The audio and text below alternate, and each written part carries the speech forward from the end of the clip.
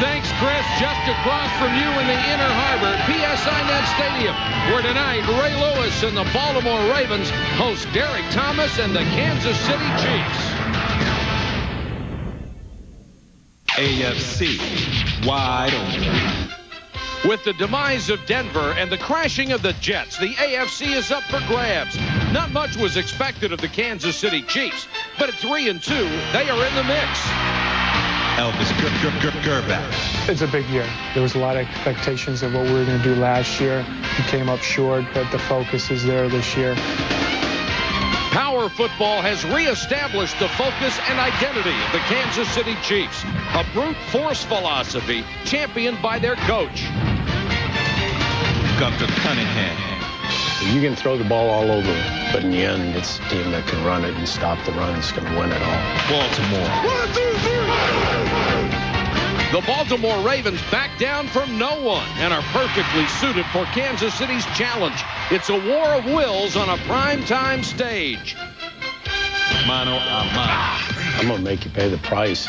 If it means blood and guts, we're going to win it in the end. Showtime. It's the Baltimore Ravens and the Kansas City Chiefs on an ESPN NFL Thursday night special.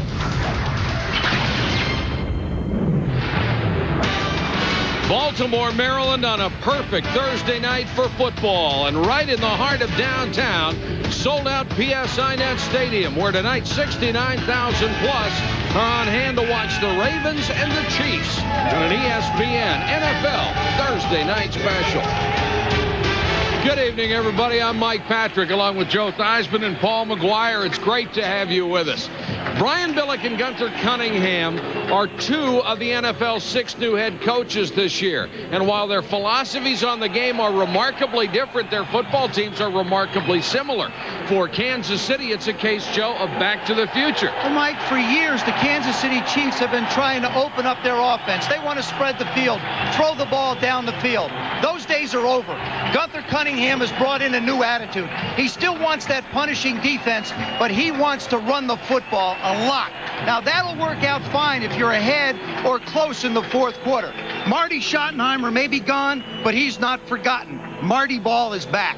For the 2 and 3 Ravens, Brian Billick got the head coaching job because of the tremendous record-setting defense that he put together in Minnesota. But with the Ravens, he does not have a Chris Carter or Randy Moss, so he has to try to run the football. What he does have here is a brilliant defense. Michael, this is a smash-mouth matchup, I'm telling you. And when you look at this team, Joe's already touched on the running game of the Kansas City Chiefs, and that brings us to all-pro linebacker Ray Lewis and the Ravens defense. Lewis is averaging 15 tackles a game this season, and he will be in the spotlight tonight. In order for them to win, the Ravens must stop the run. Ray Lewis has to have a big play.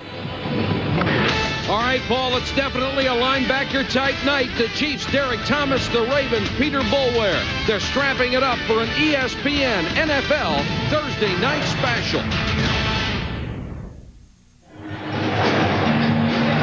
PSI Net Stadium in Baltimore. The Chiefs and the Ravens in front of a sellout crowd. 69,000 and change on a Thursday night special. Pete Stoyanovich has the ball teed up.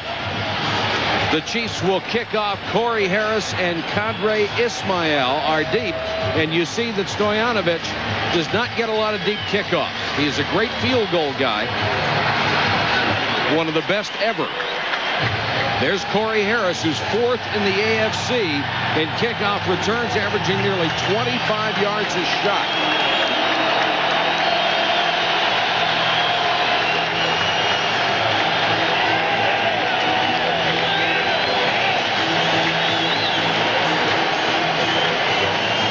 Stoyanovich now in his 11th year out of Indiana, came over from Miami in a trade in '96. And we are underway in Baltimore. Harris from outside the 10. Stop shy of the 30.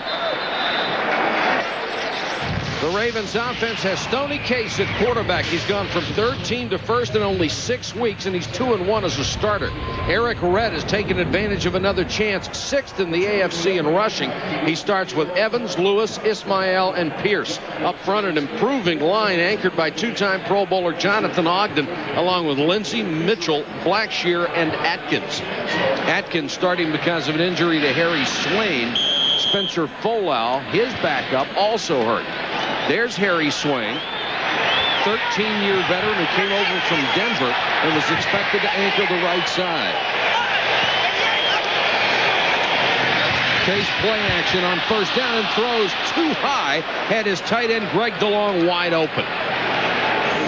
For Kansas City's defense up front, Hicks, McLaughlin, Barnt, and Leslie O'Neal, number 7 all-time in sacks, starting for the injured Dan Williams. Number 8 all-time in sacks is Derek Thomas, who returns to linebacker in the 4-3, along with Patton and Edwards. In the secondary, Dishman, James Hasty, who is excellent at coverage and run support. Tongue and Woods are the safeties. Derek Thomas, 121.5 career sacks. Draw play, a marker goes down as Rhett crosses the 30-yard line. We'll check the penalty. Our referee tonight, Johnny Greer, and it will go against the Kansas City Chiefs. That flag went so fast they had to line up offside. Well, so what happens is when you play press coverage like the Kansas City Chiefs do a lot, if the flanker is off the ball, sometimes those corners creep a little closer than they have to.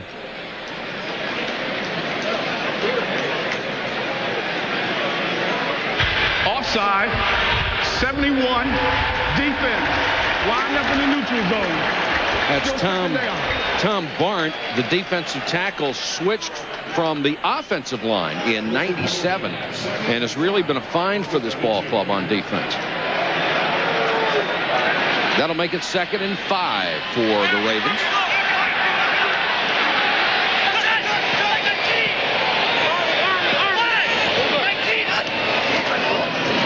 Rhett, the former Buccaneer, pile driving his way for what looks like a first down out near the 38-yard line. James Hasty made the tackle. Eric Rhett, in his first 2 years in this league, gained over 1,000 yards with the Buccaneers in '94 and '95, and then a contract dispute that nearly ruined his career. This guy loves to talk, and when we talked to him the other day, he was just saying it was the worst decision from a financial standpoint and from a career standpoint that he ever made. But all of the problems he got out of it made him a better person. Well, he developed a study habit. He said, I always knew I could run the football, but I never really worked on the other parts of the game. Now he feels like he's become the total running back, not just understanding where to run, but how the guys up front allow him to. And one of the raps on him, Paul, was that he wasn't very good at blitz pickups, which means he was not quarterback friendly. Well, that's what he does now. He said, I learned how to look at film, and I learned what these guys are trying to do up front, and I now know I have to block linebackers. It's a good place for an option. Case with a short set, had it batted down by O'Neal. Run the option route by the wide receiver. He gets a chance to release up top or go hard inside. If the corner wants to jump outside a little bit, then you just come right inside. Leslie O'Neal, the old veteran, he knows if I can't get to the passer, he's taking a quick drop. What I'm supposed to do is get up in the air. Watch this. Leslie O'Neal can't get there, gets his arm up. That's perfect defense. Rhett straight up the middle, and he is drilled by Chester McLaughlin,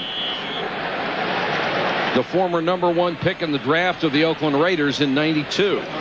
You see Chester McLaughlin, number 75, making the tackle, but look who else is up inside. Jerome Woods, who is the free safety. Chester McLaughlin comes down. They can't block him. He makes the stop in the middle. Watch right here. The last guy in, that's number 21, Jerome Woods. You'll see him commit. Chester just takes on. They can't block him in the line of scrimmage. That's a great play. 3rd and 10 for the Ravens. 4-man rush. Pressure on Case. Down the middle, intercepted by Hasty.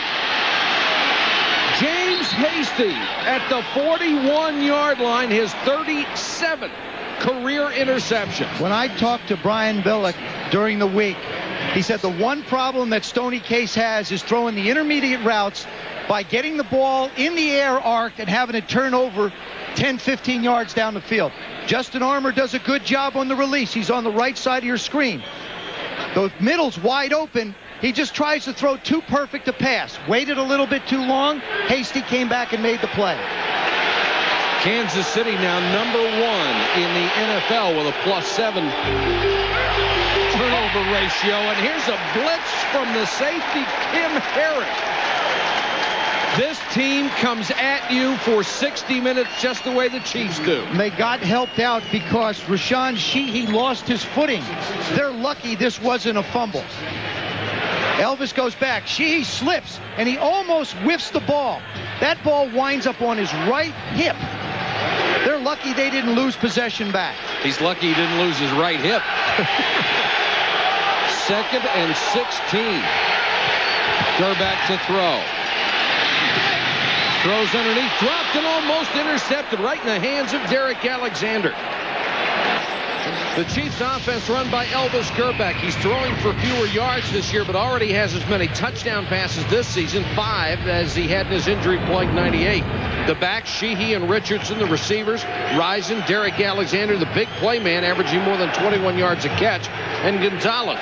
A talented offensive line with Spears, Zott, Grunhard, Will Shields, and a 4-time Pro Bowler in his 6 years, and Riley. 4 wide receivers on 3rd and long. Draw play, Sheehy, nothing. Rob Burnett hit him at the line of scrimmage. You know, we saw the first play with a blitz of Herring coming in the backfield. Then we see him try to run a draw. When you tell, like Gunther Cunningham and the Kansas City Chiefs say, we're going to run the ball at you, and you tell them that's what you're going to do, you're going to face 8 men in the box. Daniel Pope, the rookie from Alabama, will punt it away, and Jermaine Lewis, the very dangerous punt return guy, Pro Bowler a year ago.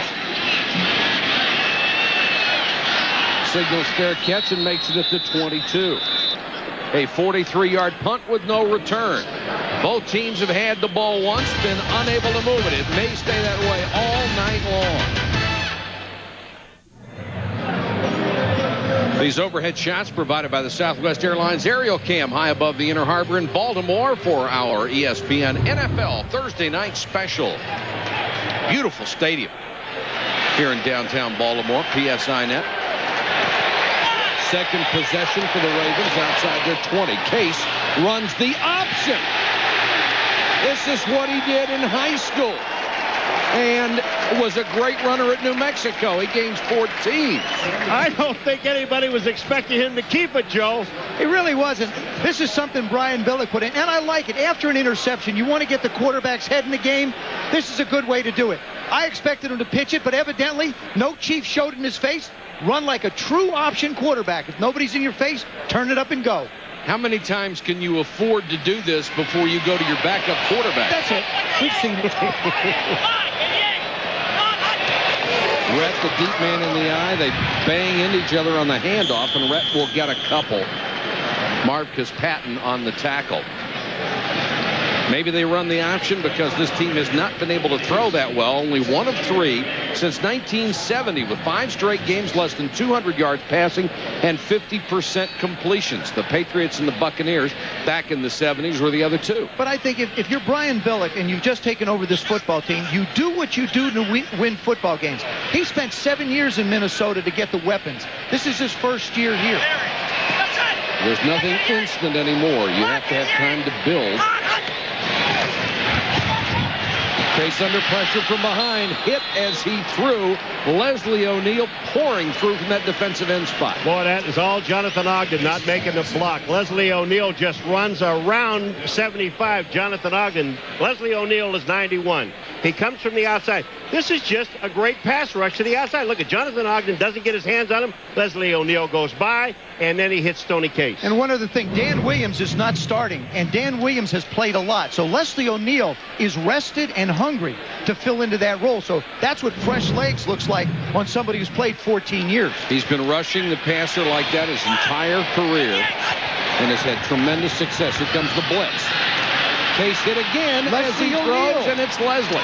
Leslie O'Neal again. Well, Leslie O'Neal this time lines up inside, and Derek Thomas is on his outside. So he actually lines up on the guard, Lindsey, number 61, and he beats him. Here it comes. Number 91 is Leslie O'Neal. He just goes around Lindsey, gets to the inside. That's great hustle. Maybe that option wasn't such a strange call. Wow. To Marek Vanover, driven all the way back to the 10 by Richardson. Guy can fly, but he won't have a chance. Stuffed at the 13. Great hustle by Jamie Sharper. 4-yard return after a punt of 52. Leslie O'Neal gets his 3rd sack of the season.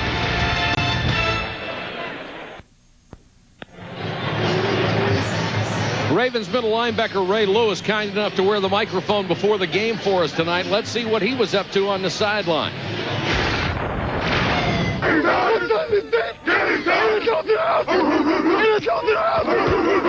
it! That was the best game we ever played in our life. Tonight, I don't care what happened or how it happened. If somebody messed up, you better have their back. Let's go LBs on 3, baby. Let's go. 1, 2, 3, LBs!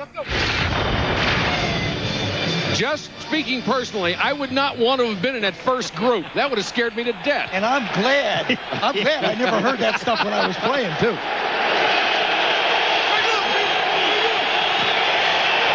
Sheehy. Maybe a yard. The Raven defense up front, Bennett, Webster, Siragusa, and Michael McCrary, the relentless pass rusher. It's a marvelous trio of linebackers with Bulware, Ray Lewis, who is consensus All-Pro at age 24, and Sharper. The secondary, McAllister, Jenkins, Herring, and Rod Woodson, a member of the NFL's 75th anniversary team, who moves from corner to safety this year.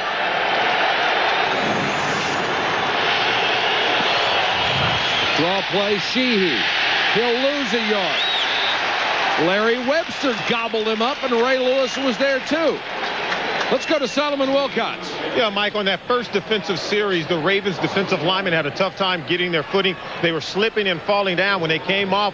Every last one of them had their cleats changed. They went from a 5/8 inch cleat to a 3/4 inch cleat. Let's see if they can keep their footing in this series here. Well, the running backs hope they can't. They're getting killed so far.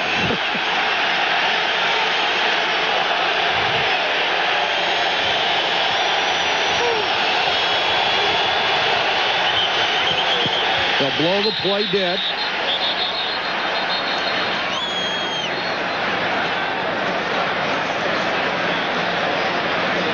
You know, we talk so much. Prior to the snap, false start, number 79, offense. Still 3rd down. We were talking about Ray Lewis at the beginning, averaging 15 tackles a game, and I'll tell you, the way this game is going, Joe, he may not get one. The defensive line, they're stuffing Kansas City's running game. Well, they want a piece of it. They can't figure he can't have all of it. You know, it's Goose and Webster up front. They want a little bit of it, too. Marvin Lewis got his guys fired up. Of course, Brian Billick chose Marvin Lewis after he wanted Gunther Cunningham to be his defensive coordinator. Marvin Lewis was the Ravens coordinator a year ago, and it's worked well for these guys. 4 wide receiver set, conservative call. Sheehy wrapped up at the 10. Peter Bulware makes the tackle. Peter Bulware, Rob Burnett. Now another lineman in on the play. Peter Bulware. I mean, this guy has got great speed, and look at him find the ball. Sheehy comes up in the middle. Rob Burnett is the guy that really makes the initial tackle. Bulware is there. There's just no place to run. Rushing so far, Sheehy, 5 carries, -5 yards. Lewis is deep. They should have good field position. A poor kick, but it gets a good bounce for Kansas City in a Baltimore territory. It dies outside the 47, a kick of 43 yards. Those 3 guys are as good as anybody in the NFL. For those of you who'd like to simultaneously experience tonight's game on television and online, log on to ESPN.com or NFL.com and click on the enhanced TV logo. We'll show you what we're talking about after this play. Ravens start from their own 47. Eric Rett to midfield. Let's go live to the internet and show you the primetime player game where you predict, follow the cursor, you predict what plays are coming. Joe Theismann gets first crack. As I did last week. I'll go running play.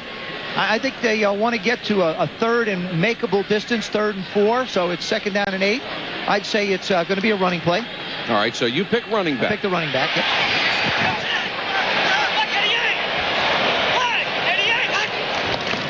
And it's Eric Rett. Go. For only about a yard. Not too many bonus points on that one. Go. Well, I'm trying. See, I get the yards added to it. Thank you very much. Way to go. Appreciate that. Now it's your turn, Paul. All right. Pass play to the wide receiver. You don't think it'll go to the tight end? No. You know why? Because there aren't any in the game. You know, you got that all figured out, don't you? I may be a little dumb, but I'm not stupid. You saw him come out. Good move, Paul. Just get you guys in the game, and it goes bad. Here comes the blitz. Case hit. That's the 3rd time he has been hit while he was trying to throw. Reggie Tung, the safety, got him from behind. All right, let's see if Paul gets any points for that. He was thrown to the wide receiver. Yeah, but it didn't get there, Paul. You lose. How do you know? Maybe he's trying to throw it out of bounds. All right. Well, look at this. There's something wrong with the machine. No points in 2 weeks. You're terrible. Who's the guy running this thing? Let me just say this. The other thing is I picked 2 running plays, too. All right, you go first next time. Kyle Richardson will punt to Vanover. Special teams play may decide this one the way it's going. And Vanover inside the 10 makes the fair catch, a 39-yard kick, and no return. 6:12 to go first quarter. Deadlock at 0.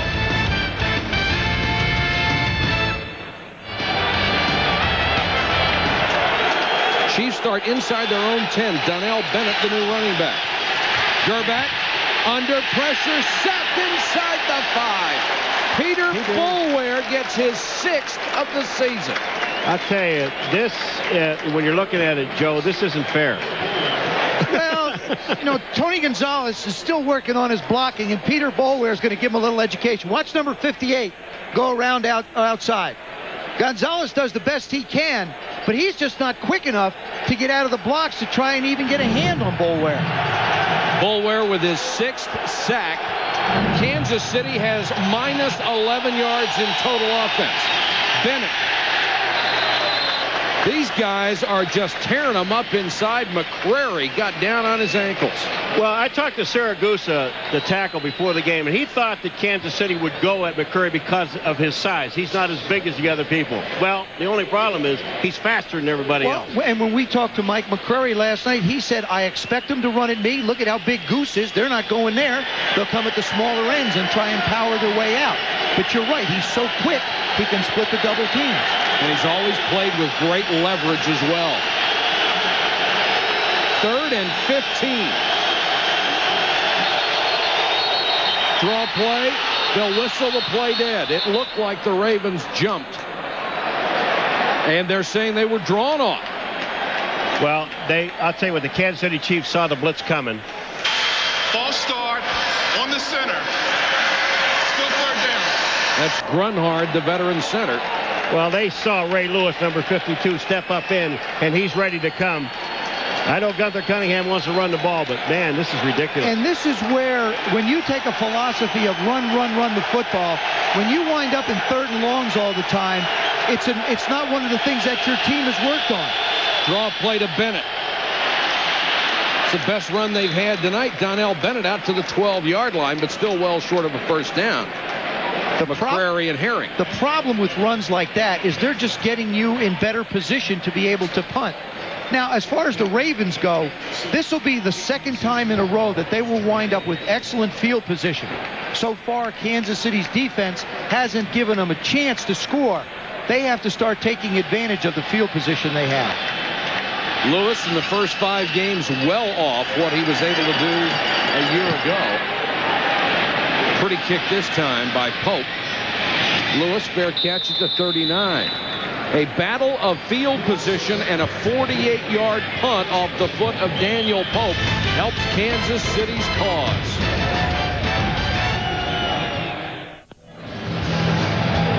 .405 to go in the first quarter. A brutal defensive game so far. The Chiefs and the Ravens.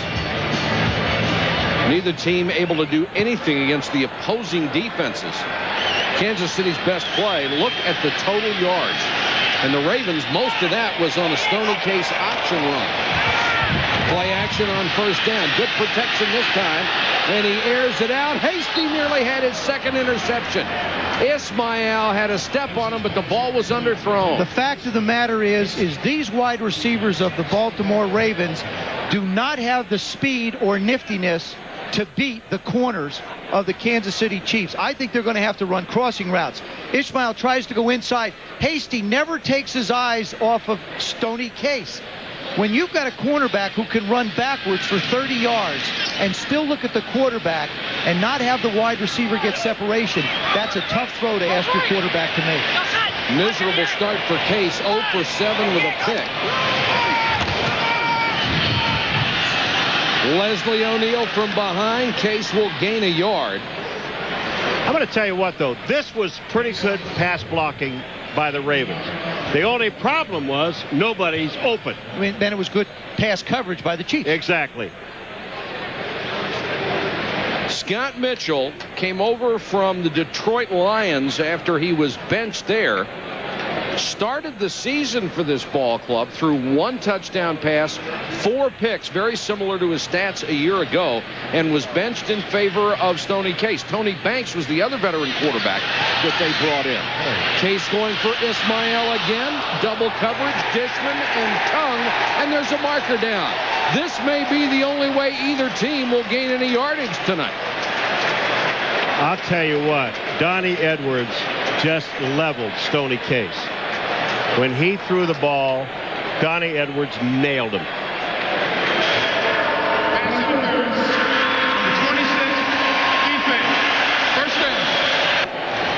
And the 38 yards on the penalty is far more than they had gained in total offense before that play. Well, the Ravens decide they're going to come out. Instead of trying making cute moves, you just cut it loose. Dishman's running with them. He just reaches out and just manages to try and grab that left arm. Look at this. Donnie Edwards, 59. Bam. I mean, he just, it doesn't look at, well, I'm telling you. Better job of acting. Eric Rett hit in the backfield and brought down by Marvcus Patton, the middle linebacker. Marvcus Patton, we talked to him yesterday, Joe, and he said, I'm finally being able to do what I do best. Play middle linebacker. This guy is a great pro. Watch this. He says, I don't have to sit and read anymore. I see where the ball is. I go to the ball. He felt like in the Redskin defense last year, he was forced to hold up a little bit. In Gunther Cunningham and Kurt Schottenheimer's defense, he can go when he sees the hole. Play action by Case. Dumps it off. And Chuck Evans, the fullback, hit immediately. Derek Thomas, not known for his coverage ability, out to make the tackle on that one. What Brian Billick is telling Stoney Case now is, all right, we're in field goal range. That's the first thing I want to remind you. Secondly, be careful with the football. Don't take a sack, and make sure it's close. On 3rd and long, the Chiefs have tried to go with a double coverage. They've tried to cover the outside. They've tried to cover the receivers here and put the safeties back here. Now what they've got is just the one in the middle. He's got to work outside against this defense. 4-man rush. Pass inside, knocked away from Ismail, and another flag on Dishman. You're absolutely right. This is the only way they're going to move the ball. Their first pass completion came 12 minutes. Pass interference. Number 26, defense. First down. 12 minutes and 30 seconds into the game before they completed one, but the 2 big plays have been interference calls. And this is the biggest problem the Chiefs had last year. You see Dishman lock up on him, then he just grabs onto the right arm. You know, Dish is going to play with his hands on people. He's going to have to make the decision that he's going to have to give room. He's fighting human nature. He plays that way, and the rules aren't going to let him do it. Jermaine Lewis on the end around. Didn't fool Hasty, and he takes him out of bounds at the 15. Trying to get their speed involved in the ball game, bringing Lewis around from his flanker spot. Kurt Schottenheimer, Marty's younger brother, who became the defensive coordinator this year. And he is in line with Gunther Cunningham in the way they want to play defense. Very, very aggressive. Facing a 2nd and 8. Points should be at a premium tonight. They are in field goal range. Case threw it right to Eric Warfield, who dropped it. From a quarterback's perspective, Brian Billick can't believe what he's seeing. He's making the right kind of calls. Stoney Case is late with everything. What he's doing is he's seeing the receiver open. When you see that happen, it doesn't work. Watch the route. That's Brandon Stokely inside. That ball should be led up the field more.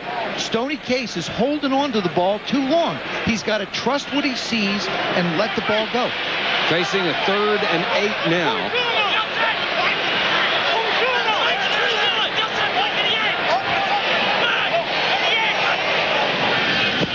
Here comes the blitz, and they got there again. The 4th time tonight in the act of throwing, he's been knocked flat. Chester McLaughlin that time came in and made the play. Yeah, but you got to at least slow him down at the line of scrimmage. Leslie O'Neal, 91, and Chester McLaughlin here, number 75. These guys have been in the backfield all night. Look at Chester McLaughlin. He makes a move and nobody blocks him. Brian Billick can't believe it. You can't miss Chester. I mean, you really can't. I mean, big as he is, someone's got to put an arm on him, something. I always used to tell my linemen, pick the biggest one out and get in his way. Matt Stover from 32. Got it. And the Ravens have taken the lead 3-0 over Kansas City. It has been a struggle for both offensive units. Look at this. 46 yards on the drive, 45 yards coming on penalties. That may be the only score of the game. And there's a flag on this one.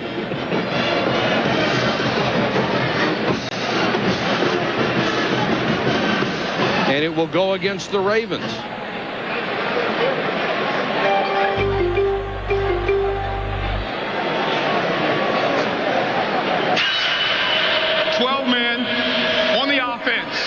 Will penalize 5 yards and replay the 4th down. This takes points off the board. Stover has not been the most dependable kicker for the Ravens. I'll tell you what, if you looked at Kansas City on that last rush, they jammed up the middle, and they were close. Well, the reason why they were close and couldn't get there is because there was an extra guy. I mean, they had it balanced all the way. If you block with 12, they shouldn't get it blocked. Now they only have 11. We're not close to Canada, are we? Ooh. And now Stover will have to try from 37. Do it in Toronto. He can't do it here.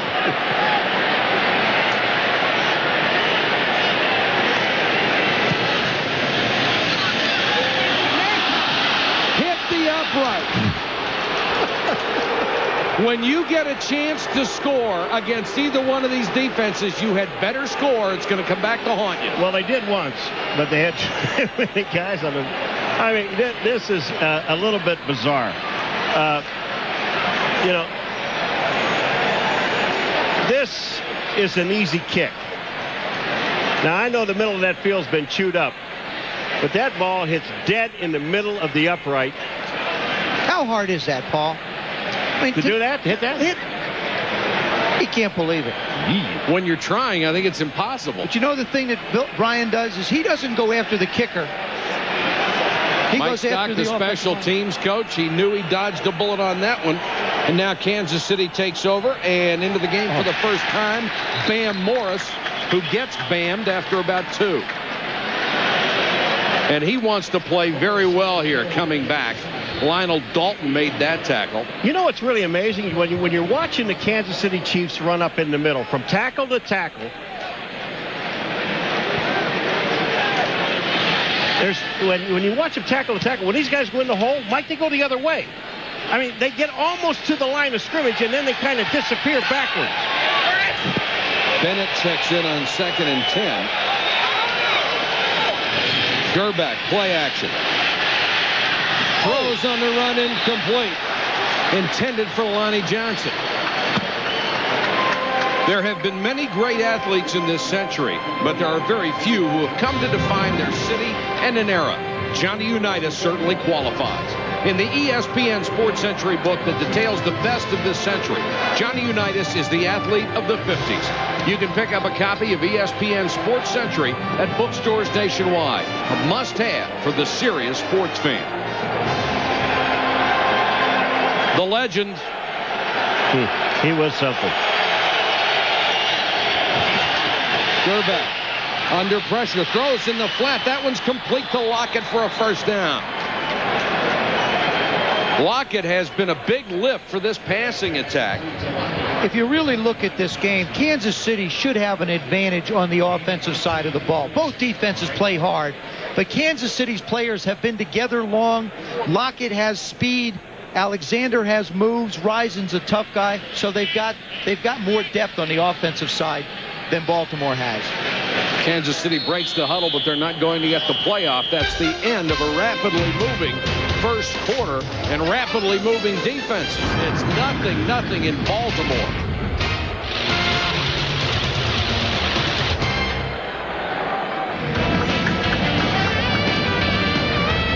We are in Baltimore for the Chiefs and the Ravens, getting ready to start the second quarter. Kansas City has it out at its own 47-yard line in front of a partisan sellout crowd. Donnell Bennett, the single setback. Go back to throw, the quick out the horn. Chris McAllister, the rookie corner, had fallen down on the coverage. One of the things that Gunther Cunningham has preached to this football team is to get in and out of the huddle.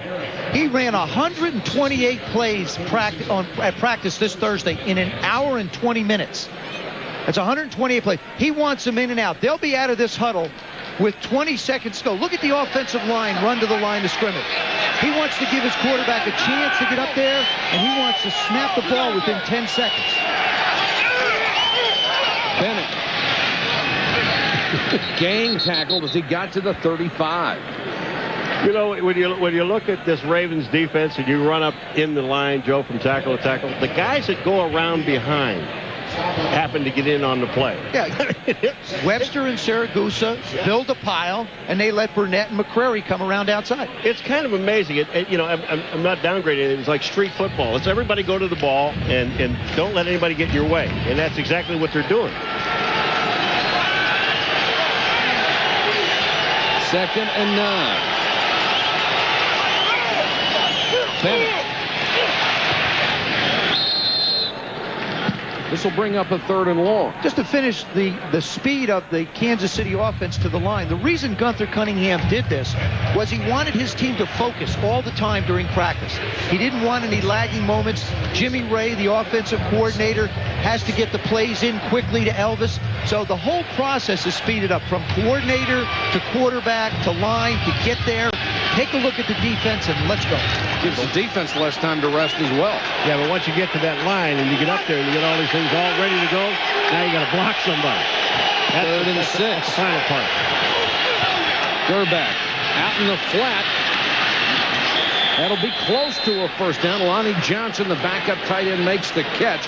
McAllister took him down just short of our ESPN 1st and 10 line. That's a great play by Chris McAllister, number 28, the rookie playing out on the corner. I mean, he does a good job. He just releases it, comes up and gets the tight end.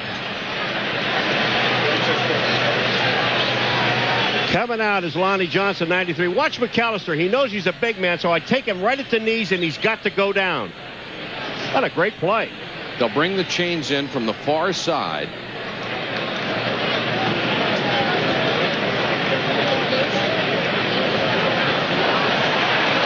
And they've got the first down. From there, it would have been a 43-yard field goal attempt had they not made it. Now you're in position for Gunther Cunningham to pound the ball. Mike Stockey's talking to, got his arm around him. He says, look, I got you down here. You know, Pete Stoyanovich is a good kicker. I'm not going to allow Elvis to do anything to take us further back. We haven't heard a lot from Tony Gonzalez yet, and he's a guy that they really like heading into the end zone. Bam Morris for a couple. ESPN Sunday Night Football returns next week on Halloween night from the Silver Dome in Detroit. Join Joe, Paul, and me as Warren Sapp and the Tampa Bay Bucks battle division rivals Charlie Batch and the Lions. It's after prime time at 8:15 Eastern. ESPN and ABC, your exclusive networks for prime time NFL football. 2nd and 6, Kansas City, their best drive of the ball game. Back down the middle, incomplete. There was some contact and a flag. It was intended for Alexander.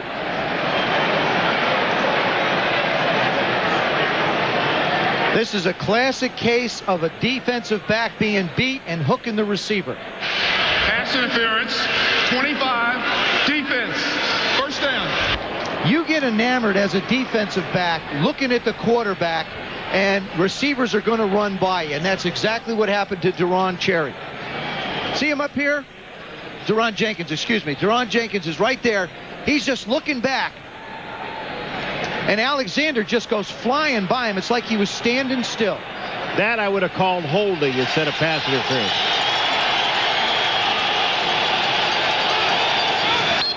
Gerback lost the ball. Flags go down everywhere. Let's see if they blow the play dead. Already a lot of pushing and shoving between these teams. Has been very physical. It was Gonzalez and Rob Burnett going at each other.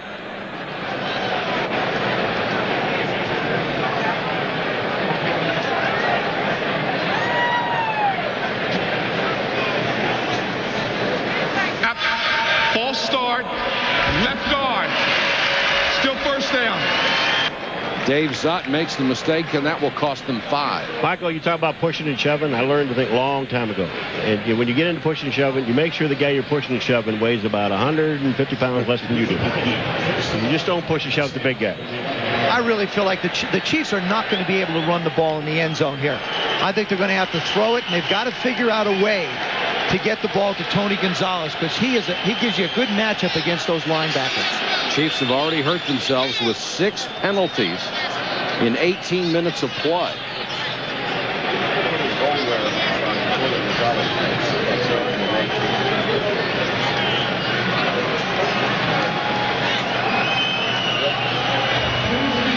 Clock to 12:05. Johnny Greer wants 2 more seconds put back on the clock because the last one did not count. Nothing much gets by Johnny Greer. No. Must be a buzzer in somebody's pocket that goes off. You owe me 2 seconds. Hey, Tony Gonzalez is right here. Look for him to work the middle of the field.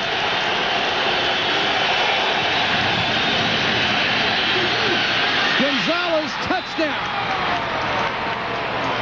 Pretty good call, Mr. Quarterback. I just didn't have the line quite far enough. I had him catching around the 5. I'll tell you, he does a great job of pushing off. They run Alexander inside of him so that Gonzalez winds up outside and wide. Now he just bows it out a little bit and just pushes McAllister out of the way. And you wind up with a little corner against a big tight end, and it's a lot of bumping. He knocked McAllister out of the picture. Stoyanovich for the point after. For Elvis Gerback, his 6th touchdown pass. For Gonzalez, his 3rd touchdown catch. We've all heard the term old school. If there is anybody you've ever met that is old school, it's Gunther Cunningham. Well, when he came in, he wanted all of his players to love and to respect this game. And what he did is he went back and got them old films of teams in the 50s and 60s, and Shula and Gibbs were his idols, and he said, this is the kind of football we have to play. There must have been a lot of footage of you back to the 50s and 60s, which is a love for the game. And Brian Billick is on the other side. Brian Billick believes that if you're going to rise to the level of a champion, win it all, you have to do it with offense. Defense can only take you so far. You look at last year, Tampa Bay and San Diego. They didn't make it into the playoffs. So you have to have the offense to be able to complement that defense if you're going to get the big prize. Another short kick from Stoyanovich. Harris at the 16, but can't reach the 30.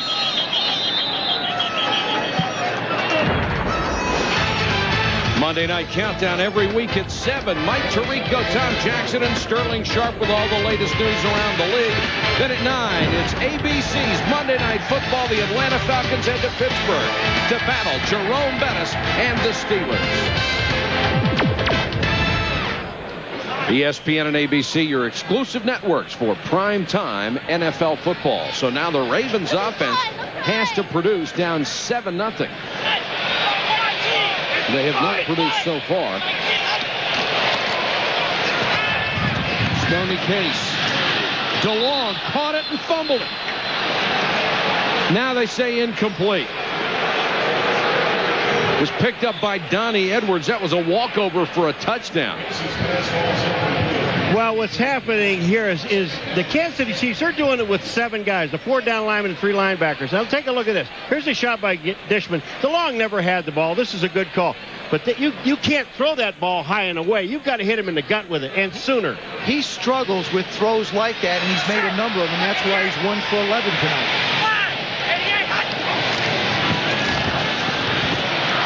Good protection this time for Case. And the pass will get him about 9 yards to the near sideline. And a Rye cheer goes up as Ismail pulled it in. His fans are starving for a little offense tonight. This is a better distance of pass for Stoney Case to be able to set and throw the ball. Kadri gets the move up on Dishman. He's being a little bit more cautious. Does a nice job of working out to the sideline. Want to know why Jonathan Ogden is one of the better tackles in football, number 75 on Derek Thomas? Watch this. Derek tries to go into the inside. Jonathan Ogden just takes him in there. No chance. 3rd and a yard. Rhett, the deep man in the eye.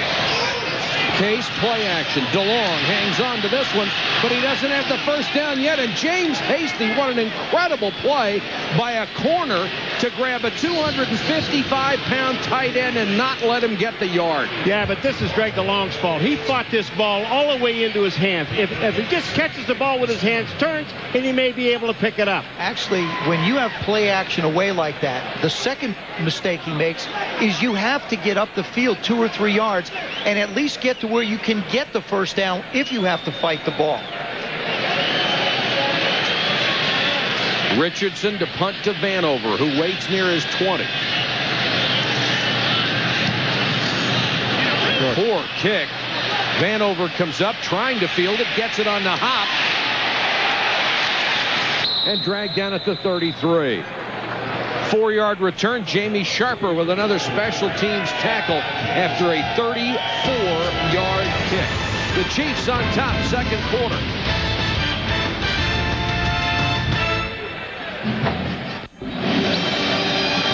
The American Football League started 40 years ago. That's one of the original founders, Lamar Hunt of the Kansas City Chiefs. One of the most pleasant, affable, good owners in any sport. Hear, hear. Kansas City starts and gets about a yard.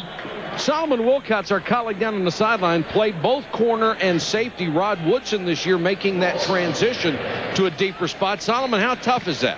Well, Mike, the most important decision or adjustment you have to make in moving from corner to safety is you have to make the proper reads to determine whether or not it's a run or a pass. If you're a cornerback, well, you're going to read the wide receiver who's aligned directly across from you. If you're the safety, you have to read the offensive lineman. Well, Rod Woodson is going to be playing safety in this game tonight, and he doesn't like playing 12 to 15 yards off the ball and playing center field. If he doesn't make the proper reads tonight, he's going to see a lot of run plays from the Kansas City offense, and he's going to have to be able to read the play-action pass, or it could be a touchdown. Mike? And Solomon, it was interesting when we talked to him. He said, by nature, I am not a patient person, and what I have to do playing free safety is be patient, and you know it's wearing on. 3rd and 5. Donnell Bennett checks in at running back. Gerback, quick set, tipped up in the air, and it's incomplete. Excellent coverage by McAllister on Rison. That's a case of Chris McAllister's size being an advantage. He's 6'1", he's 205 pounds, up against Andre Rison, who's 6'1" and just 200. Watch him reach around. Look at that. Right hand just comes around. He has the quickness as Rison moves inside to just get that arm and knock the ball away. And they were very fortunate that Rod Woodson had his legs cut out from under him, or that would have been an easy pick for him. Lewis will have a chance to run this one back. Jermaine Lewis to the 39. Tony Richardson made the tackle, but there's a penalty back at the 25-yard line. A nice 21-yard return. Looks like it will be wiped out.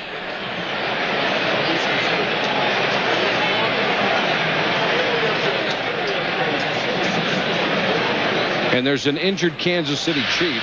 Illegal blocking it back during the return. Number 50 will penalize 10 yards and have a first down. Brad Jackson called for the penalty. Minuski, the injured player, will check on him in a moment. These overhead shots provided by the Southwest Airlines Aerial Cam, high above the Inner Harbor in Baltimore for our ESPN NFL Thursday night special. Chiefs lead at 7-0 with 8:46 to go in the half. Baltimore special teams flags have been a killer.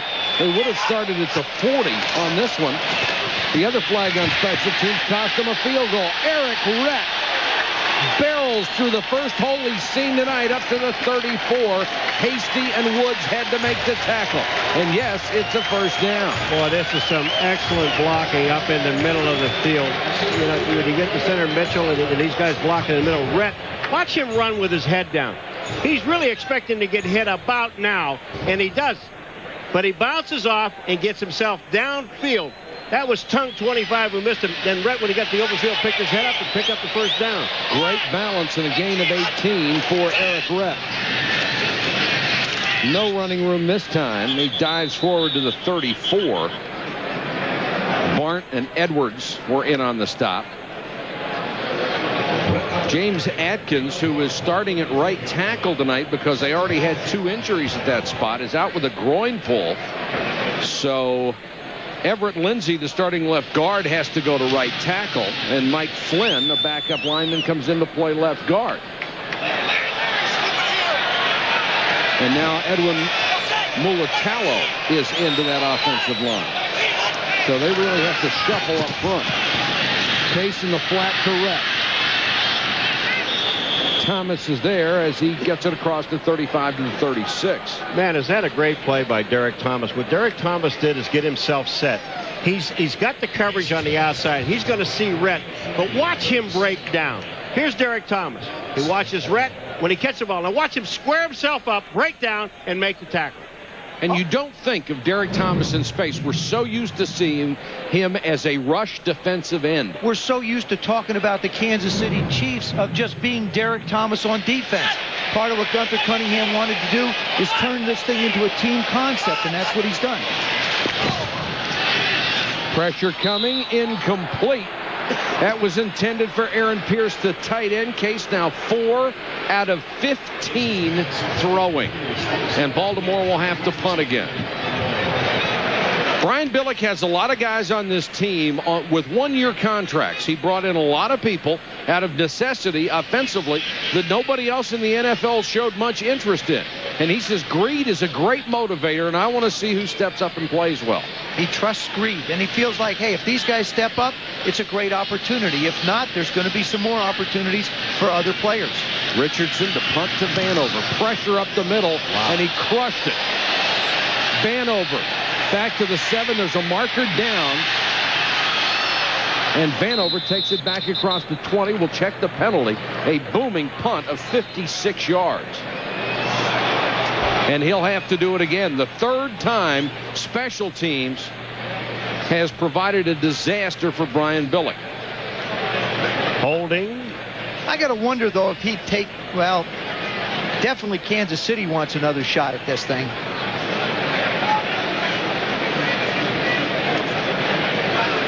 Russ Purnell.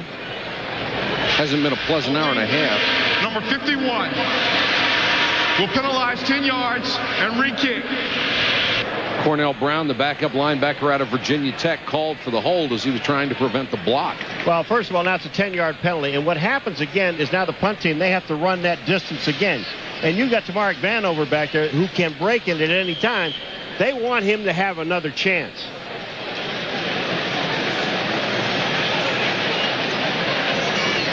104 penalty yards so far in this ball game, nearly equaling the total offense for both teams combined. 56 last time. Let's see what Richardson can do here. Not as good a kick. Returnable for Vanover. Got a big block. Out to the 40. Looks like he had a block in the back, and they're going to call it. So Kansas City special teams makes a mistake.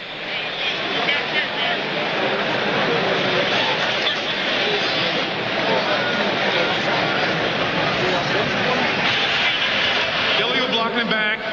Join the return, number 83. Lonnie Johnson will draw Mike Stock's ire, and they'll back up Kansas City.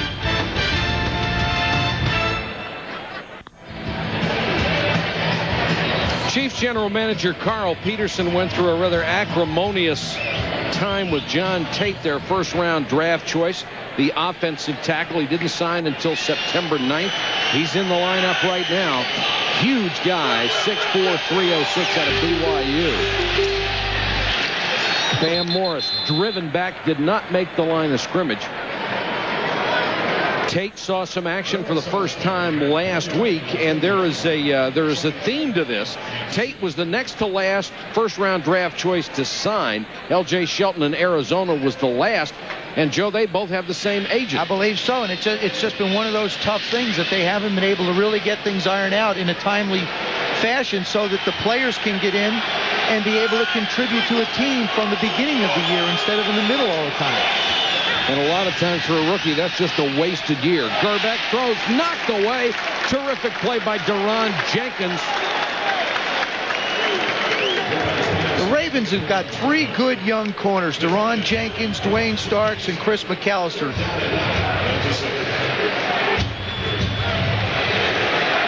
Look at this, Deron Jenkins. I mean, that's not holding. That's just getting your arm in there. Now, these guys are getting airborne. Rob Burnett, number 90, they get airborne and knock down Elvis Gerbeck.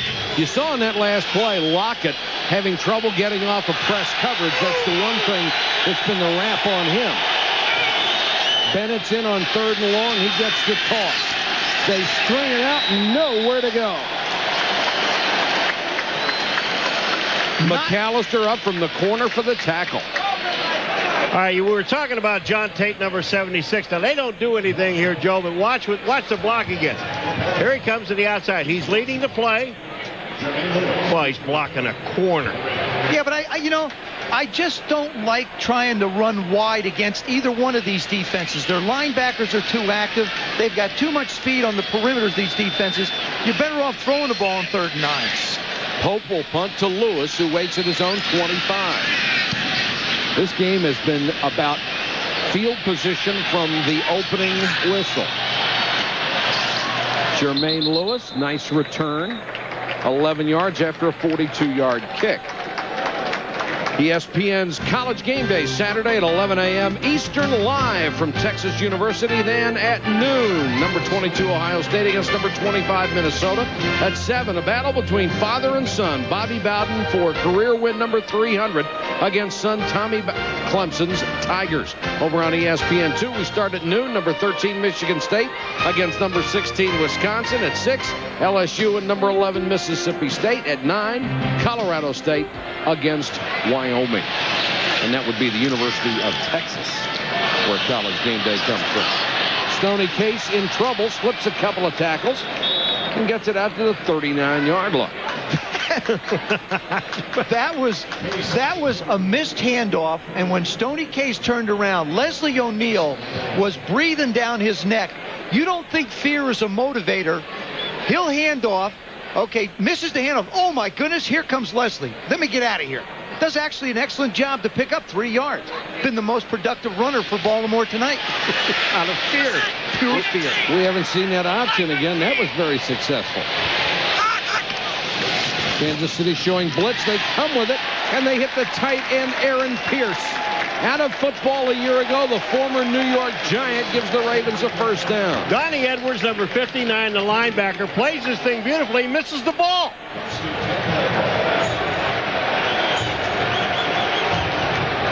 Look at the linebacker. linebackers. Look at Donnie Edwards, number 59, sitting there. Patton comes over and makes the play. But Donnie Edwards, 59, was sitting in the hole. There he is. He misses the ball. That's a good job by the quarterback. It's a 9-yard gain, the longest pass play of the night for the Ravens. Rhett, hasty up from the corner to cut him down, but he crosses midfield. I really think that's the place that you have to run the football. You've got Chester McLaughlin inside with Tom Barn. They're not going to move them out. Because the corners of the Kansas City Chiefs play up on the wide receivers, you don't get that hard safety support because the safeties have to be off the ball. If Baltimore's going to run it, they're going to have to run it out here towards the perimeter. 2nd and 7.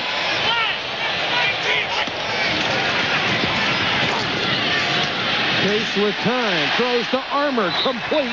First down at the Kansas City 38. It's amazing, Joe, what you can do when you have some blocking. Always felt that way.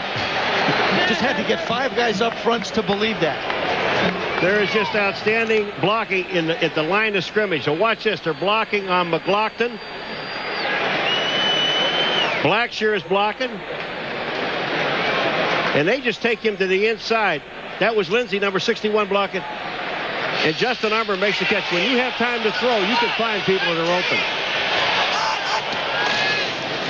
Rhett, nowhere to go. He was blown up in the middle, and once again, it was McLaughlin. That's all they're going to do is blow it up. I talked to Kurt Schottenheimer last night for a long time, and I asked him, I said, Chester, of course, had the back problem last year. I said, how well is he playing? Kurt says, listen, he's playing better than ever right now. He's playing possessed. He's hustling. He's chasing the ball down. Watch this. He just muscles Mitchell. Just muscles him out of the way. I'm telling you, when that guy really gets his ire up and he wants to play, there is an offensive lineman that can stop him. 4-time Pro Bowler. Case fakes the play action. Has time. Dumps it off again. This time to Evans. They'll pick up about 5. And we have reached the 2-minute warning in Baltimore. Officially at 1:59. The Chiefs lead, the Ravens driving. Coming up, Chris Berman in the Motorola Halftime Report live from the Zone here in Baltimore. We'll hear from Dick Vermeil and the pitching matchups in the World Series. Dick will talk to us live about the great start his Rams are off to. Boy, did he make some great moves in the offseason. Marshall, Falk. Of course, Kurt Warner is the story of the NFL this year. Comes the blitz. Case down the sideline. Stokely knocked away at the last minute by Eric Warfield. They love Eric Warfield. They think this kid is going to be a sensational corner. Brandon Stokely does a nice job of getting behind Eric Warfield. But watch Eric Warfield outside, number 44 against number 80. He's got him. He looks at him, but then he has such incredible leaping ability and the ability to accelerate and run. Look at this. He goes up, almost taps it back to him. Oh, Brandon can't believe it. I had my 6. And on 4th down, instead of trying a 52-yard field goal, they're going to try to pin Kansas City deep. And Vanover calls for the fair catch at the 7-yard line. A good kick, even though it goes only 27 yards. ESPN Classic Sports presents the Ultimate World Series, a week-long celebration of the greatest series games 1 through 7. We begin tomorrow night at 7 o'clock. Game 1 from the '88 Fall Classic, the A's and the Dodgers. That featured Kirk Gibson's dramatic game-winning home run. Followed at 9 by Game 2 of the '73 series, the Mets and the A's. It was a 12-inning thriller that features Willie Mays' final base hit.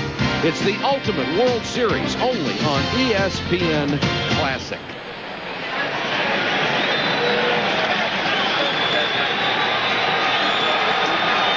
You can expect Kansas City to be conservative down here with a 7-0 lead, a minute 47 to go in the half. Donnell Bennett, the running back, across the 10 to the 11-yard line. Both teams have the full complement of timeouts, and Baltimore uses its first. They're going to make Kansas City at least try to get a first down. Well, I think what Kansas City will do is they'll try and run the ball again on 2nd down. That's what Gunther wants to do. he wants to establish and continue to establish the run. What he's looking to try and do is get Jimmy Ray, the coordinator, in a position where he'll have 3rd and 3. Now that'll force Marvin Lewis, the defensive coordinator of the Ravens, to make a decision. Do I go with my base personnel, or do I try and bring in a nickel package, which would be easier to run against if the Chiefs chose to do it? I think they run the ball here and then throw if they have to pick it up on 3rd down. No play action, huh? Nope. Talking to Gunther Cunningham last night, he is one of the most pleasant, most dedicated people it's ever been our pleasure to be around. He really believes in this sport. He believes in his team. He believes in his own ability. He's waited a long time to get this shot. And he has a great passion and enthusiasm that works on younger guys, and talking to the older guys, they're excited with it as well. Bennett out near the 14. This will bring up a 3rd and 4, and the Ravens will use their 2nd timeout. Baltimore, number 2. This is the 32nd timeout.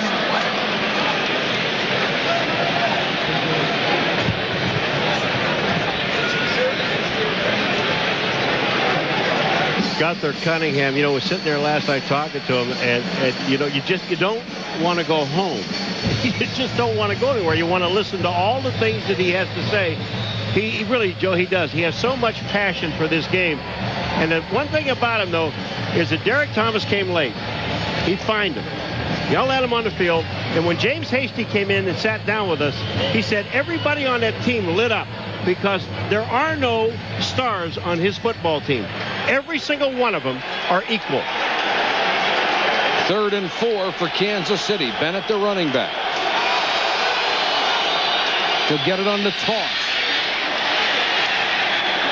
Cut down at the 17. He's shy of a 1st down. The Ravens will use their 3rd and final timeout to stop. Gunther Cunningham is one of those guys who believes there is a right way and a wrong way to do things. All you have to do is go back to his practices, and you find out guys are wearing T-shirts that come out under the jerseys. He doesn't like it. As soon as you get some scissors, cut 31's undershirt off. I said I didn't want those damn things sticking out. Chris, get 25 too. Cut them all off. I don't want no shirts hanging out underneath the jersey. Now, doesn't that look better? Now, take a look. Take a look. Doesn't that look good? Yeah. Well, damn, that's what this game is all about. I yell a lot. But I'm a good man. And he's got that right. He does yell a lot, and he is a good man.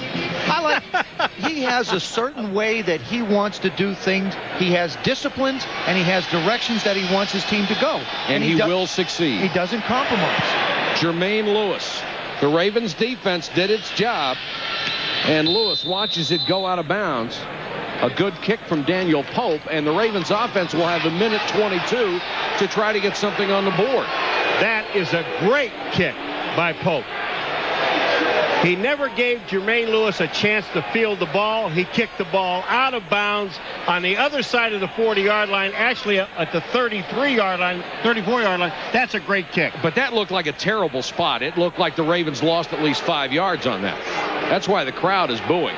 Well, the official on this side, he marks it off with the referee. Let me just say this. This should be an opportunity where the replay booth should be able to take a look at this and say, wait a second. Yeah. Because now the officials are the ones who are supposed to be able to take over the game. The coaches do not have a challenge inside of 2 minutes. Quarterback draw. Stoney Case out to the 40. They cannot stop the clock.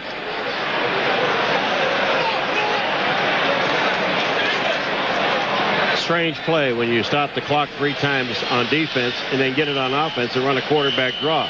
And the Ravens have an injured player. Brandon Stokely, the wide receiver, just his arm looked like he either got hinged on it.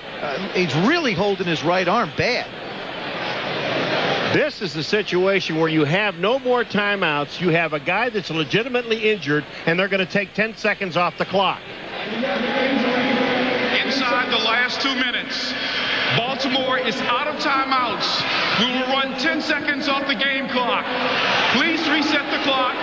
to 55 seconds. It is an unfortunate but a justifiable rule because so many people in the past used to fake injuries when they were out of timeouts in order to get the clock stopped, and the NFL Rules Committee really had no other choice. A lot of times when you work on a shoulder like that, and I've had them, it's a dislocation. It pops out of the socket, and he grabbed it in such a way. 2nd and 4. Case with a screen. Evans, first down, but he didn't get out of bounds. Get up and ground it right now. Get everybody back. This is where you have to hustle. Everybody has to line up somewhere. The ball carrier was marked down at 44 seconds to go. I don't like it. I don't like the way he's run the 2-minute here. Case throwing deep and beyond Jermaine Lewis. He was covered by Warfield. As a quarterback, you have to be conscious. The only thing you have now without timeouts is time is your friend. And you have to save every precious second. That was first down. If he'd have got under the center and grounded the ball, he'd have had 30 seconds now instead of 24. And really, you're going to try and want to throw the football. Now I think you throw the football somewhere in the middle of the football field. You can, because you'll have a chance to rush up, ground it, and then you can work to the sidelines.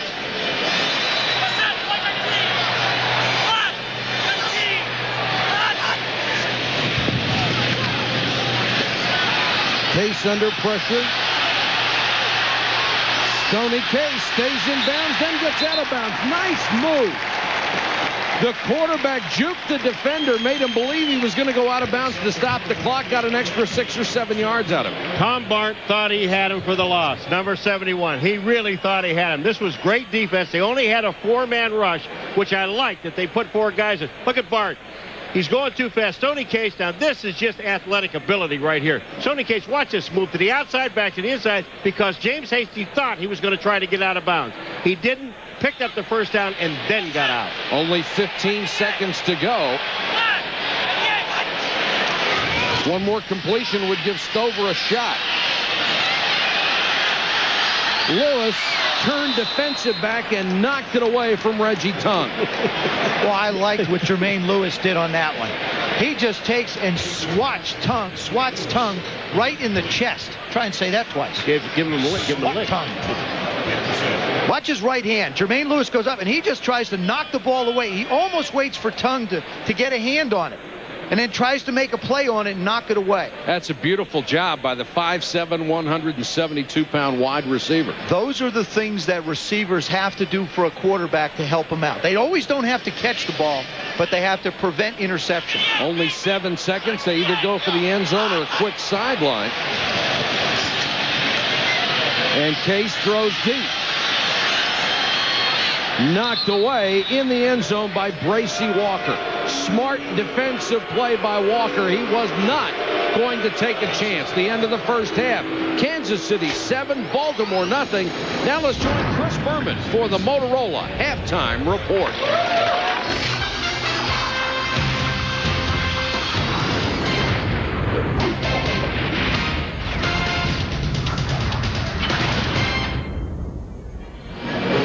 If you like defense, you have loved the first half of this one. One score, the Chiefs leading the Ravens 7-0. The Ravens had one scoring opportunity, kicked a field goal, but a holding penalty made them try it again, and they hit the upright.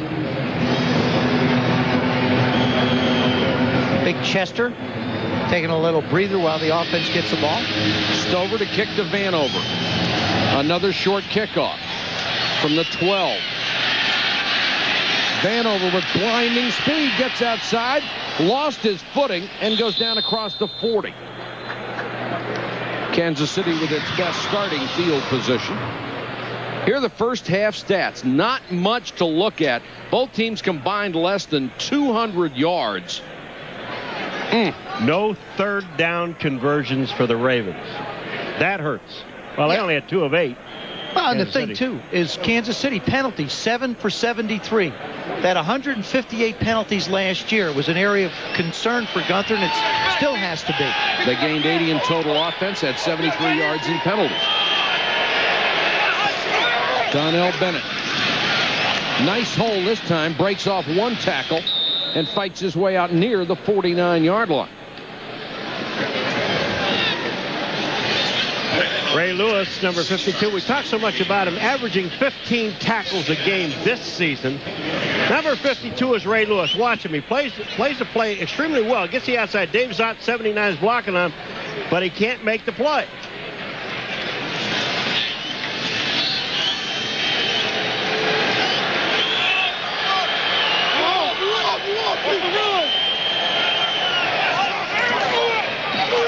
Bennett again off the right side. Woodson comes up to stop him, but he has a first down in Baltimore territory. This is the way Gunther Cunningham envisions his football team to play. Get a lead and then start pounding the ball and pounding the ball. And then somewhere along here, Jimmy Ray will be willing to take some type of a shot. But another reason why they want to run the football, they want Elvis Grbac to enjoy some success. And if they're able to play good defense and control the game like they have, he will have success. Bennett. McCrary cuts him down, a gain of a couple. The other thing Gunther Cunningham likes about a rushing game, he says it gives a football team an aura of toughness. The ability to run and the ability to stop the run, and it does that. All-Pro, number 99, Michael McCrary. And we knew that they were going to run at him. Gonzalez, the tight end, number 88, is blocking on him. McCrary comes back to the inside. That's just a heck of a play.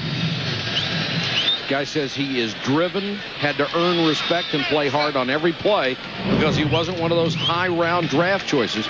Started his career in Seattle. The first 3 years he was a backup before coming to Baltimore. Bam Morris comes in, but Kansas City has to use a timeout on 2nd and long. Timeout in Baltimore. Back in a moment. Back in Baltimore, a sellout crowd of 69,000 sees their team down by 7. Kansas City with the ball at the Baltimore 44-yard line. I think this is an opportunity. You want to work on a young guy, McAllister. You can take a shot now on 2nd down. Little play action. There it is. Grbac pulls up and throws. Gonzalez makes the catch at the sideline at the 33. And this is a different Elvis Grbac when he gets out into space with the football. A year ago, he would try and do something to try and make a play with his legs. Now he's just buying time.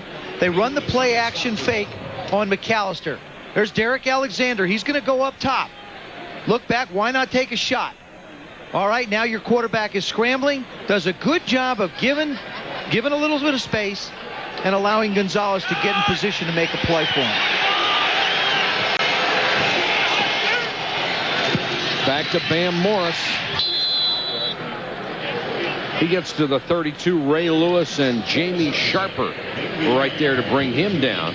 Morris, the kind of running back they want in this offense at 250 pounds. Well, you're a little on the low side there. He's closer to 260. I was being kind. His weight was always a problem. Finally, Gunther Cunningham said, hey, look, don't worry about it. Alan Lavin, the running backs coach, don't worry about your weight. You play at a weight that's comfortable to you. Looks like 260 is a very comfortable number for him. Play at Christian Okoye here. He was bigger than that. Play action by Grbac. Just off the fingertips of a diving Derek Alexander, the former Raven. Boy, I'll tell you what, and he was wide open. And the guy downfield, Rod Woodson, is the safety. Watch this. And Peter Boulware pushes him to the inside, and just take a look. He's running free down the middle. And Rod Woodson really cannot get there. This ball is just overthrown. If it's on target, it's a touchdown. And the reason why Rod Woodson was a little late, little play action fake in the backfield, held him for a second. 3rd and 9. Grbac steps up. Now he's going to try and run. Dives. They're going to mark it inside the 24. Should be just shy of that goal line, it appeared. Well, when they mark the ball, it's almost 2 yards shy, at least 1.5 yards short. They're kicking a field goal. But that's a good play by Grbac. It gives Stojanovic a shot at it. Before, it would have been a 50-yarder. Part of playing the position of quarterback is know what everything happening around you. Your defense is playing well. And if that's the case, you give Pete Stoyanovich an opportunity to continue to make field goals. And in the history of the NFL, he is the best that has ever played from 40 yards or more. This will be from 42. High snap. They got it down. And Stoyanovich missed it.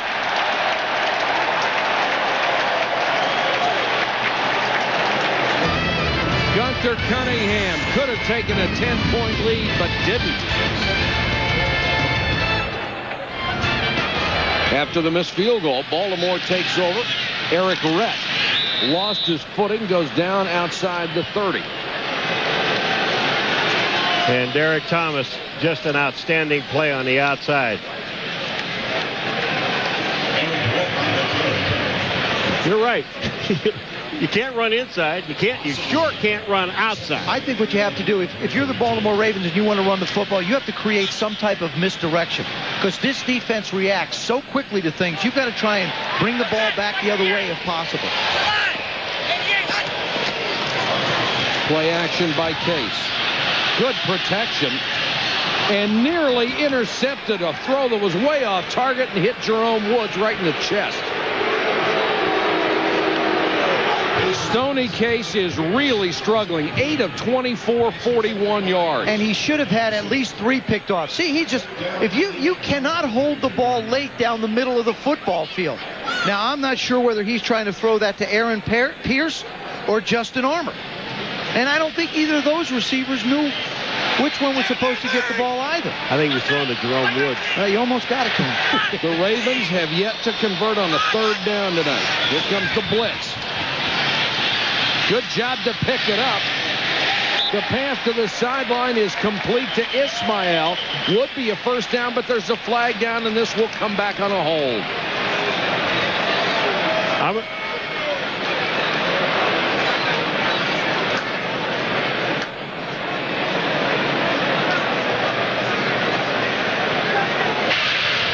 Holding, number 32, offense. Still 3rd down. Eric Rett, the running back. Let's check in with Solomon Wilcott. Solomon? Yeah, Mike, at halftime, Brian Billick challenged his offense to step up and perform at the same level as his defense performed in the first half. He says, yeah, Stoney Case is going to struggle at times. He's going to have his problems, but he challenged his offensive line to give him more time to throw the ball. He also challenged his wide receivers to make plays once the ball is in the air. He believes if his offensive players step up and make plays at other positions, they can win this football game, Mike. Well, Solomon, that's all he can do. Let's see if the players can live up to that challenge. Case wants to go deep. Throwing for Armour, but Kansas City had it perfectly defensed again. There's too many white shirts where he's throwing the ball. Let me tell you, that was Justin Armour, and the reason why is that's a pump and go. When Armour starts to go, he starts to run, and you'll see him look back again and hesitate. And he can't do that. Watch him. He's in the middle. He's right here. Okay, watch him go. There's the little out and up. Now, run. Don't look back. Oh, he looked back, slowed down, then tried to run again. You can't do that to a quarterback.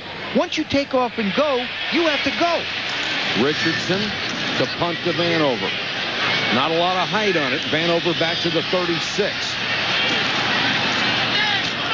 Hemmed in and dropped at the 41.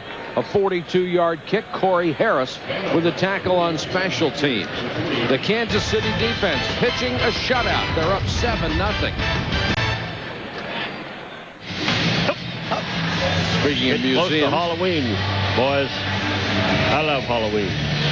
I'm always dressed. You stay that. You just wear that to the door, don't you? The mask on. 365 days out of the year, I got this mask on. Play action by Gerbeck. Dumps it off to Richardson, and Richardson wrapped up immediately by Jamie Sharper. And Warren Moon signed with the Kansas City Chiefs. Had a chance to go a few other places. Of course, Baltimore was one of them. Brian Billick had him up in Minnesota. He felt like the best chance to be able to be on a team that was going to go somewhere for him was going to be in Kansas City. But his first choice, really, Tampa Bay. Wanted to go there. Couldn't quite work the deal out. He'll be 43 next month, and he can still chuck it. Morris leans into it, gets maybe a yard. Wanted to let one thing about Warren, wanted to let his wife know that he brought his son is here with him. He said, hey, everybody's fine. Just wanted to let everybody know the family's doing well. You know, it tells you something how good this Baltimore defense is, because that offensive line of Kansas City is just full of veterans who know what they're doing and play together. And this is the first time in a long time that the Kansas City Chiefs offensive line has been together. I mean, look at the passing yards. This is smash mouth football. Yeah, but they're not knocking many teeth out, though. The pitch to Morris. Oh! He made a mistake.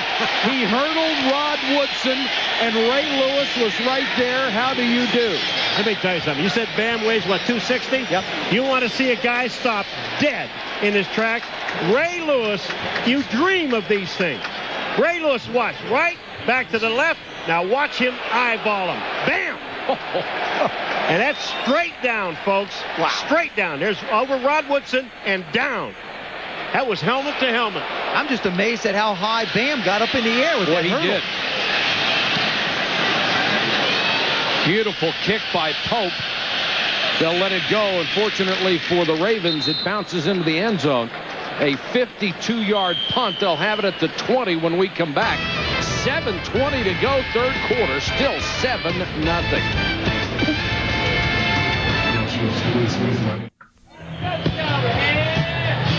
These overhead shots provided by the Southwest Airlines aerial cam high above the Inner Harbor in Baltimore for our ESPN NFL Thursday night special.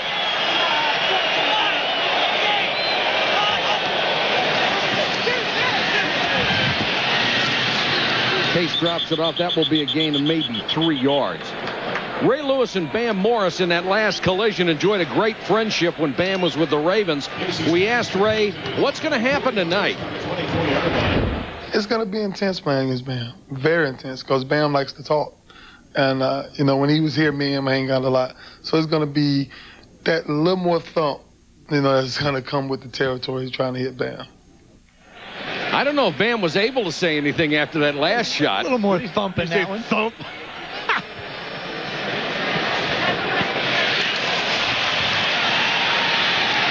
Pierce makes the catch into Kansas City territory. He is now 10 out of 27, and that was a gain of 26 yards. Up to that point, he only had 44 throwing. The big difference in that delivery by Stoney Case was he got back, made the play action fake, and got rid of the ball in better time.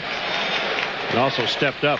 There's the fake. Now, Pierce down the middle, which is really the area I think he has to try and exploit this defense. And he gets the ball up and gives his receiver a chance to make a play.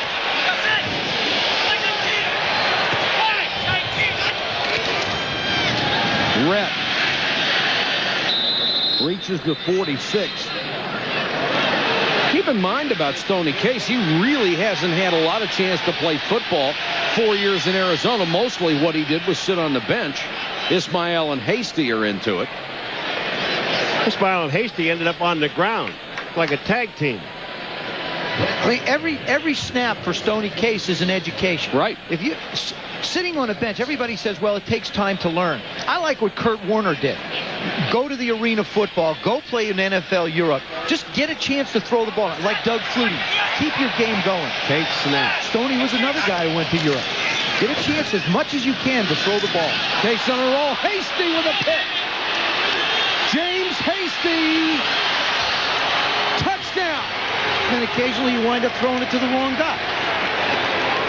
His second interception tonight, a 55-yard return for a score. Just when the Ravens looked like they had their offense moving, Hasty cuts it off. I'll tell you what, James Hasty, you talk about, this is studying film. You've got Justin Armour in motion. He's got him covered. That's his man. He just steps in front, makes a move on Stoney Case, and it's touchdown. But that's just perfect position. Brian Billick, you want to get sick to your stomach? Watch this. Move.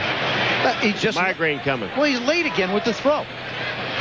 He's been constantly late all night. Armour was 6 steps into his break before that ball got there, and Hasty was the guy who had a beat on it. Kansas City uses its defense to build the lead. Best football man. Hasty with 2 picks tonight. This guy has been a terrific football player for a long time. Right now, I'd say it's James Hasty. Yeah, that's right. Be the first one to come to my mind right now. Name of the night. Another short kick. Harris up to the 16. Stays on his feet to the 38. Let's check in to Solomon Wilcots. He's with the Legends. Yeah, Mike.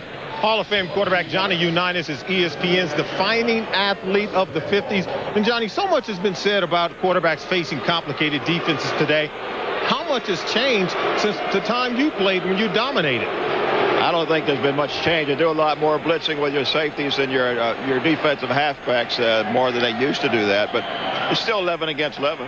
What can you say about the development of young quarterbacks in this league, or the lack of it? There's a tremendous lack of it. I think that's probably the weakest position in the whole league. All right, thanks for joining us, Johnny. And words of wisdom spoken by a true legend, Mike. Rhett puts the ball on the ground. They're going to rule him down, however, and the Ravens will hold the ball. And Solomon, for the people who never got to see Johnny Unitas play, he was the most unflappable, coolest quarterback I think that ever played the game. You couldn't shake that guy. I love the story that Raymond Berry told a long time ago when he played with John. He said if John didn't like it in practice, he wouldn't throw it. And if Eubank called to play, he'd say to Raymond, why didn't Johnny do that? Okay? Johnny didn't like it, so he's not going to do it. Rhett, again, really hasn't had much running room at all tonight against that tough Kansas City defense. Yep. I still think, probably people are sitting home saying, okay, you're down 14-0. This game isn't over yet. You got 4 minutes to go in the third quarter. I think Brian Billick needs to find out, can Stoney Case handle adversity? Can he get this football team in a position so that they can score? How does he handle a play or playing after he throws an interception? He's got Mitchell and Banks to go to, but I won't see him making a change. This one is going to be just shy of a first down to Jermaine Lewis. You know who's over there again making a smart play? James Hasty. Lewis is down. He's got about a half a yard to go. Hasty, he hasn't been touched yet. He can still get up and run with the ball. James Hasty puts him down with his hand. I like what Baltimore is doing right now. This is an attitude play for this young football team and for their head coach. It's 4th and short. Nothing has gone well for you on offense. You've got to try and pick up the first down. Well, he knows, Brian Billick, that they are not going to get very many opportunities. And I don't think you run it in the middle of this defense. If you're going to run it, you have to run it off the tackle. Eric Rhett goes straight up the middle, dives, and I don't think he got there. He looked like he was about a foot or a foot and a half shy of the line. That's why you don't run in the middle of this defense.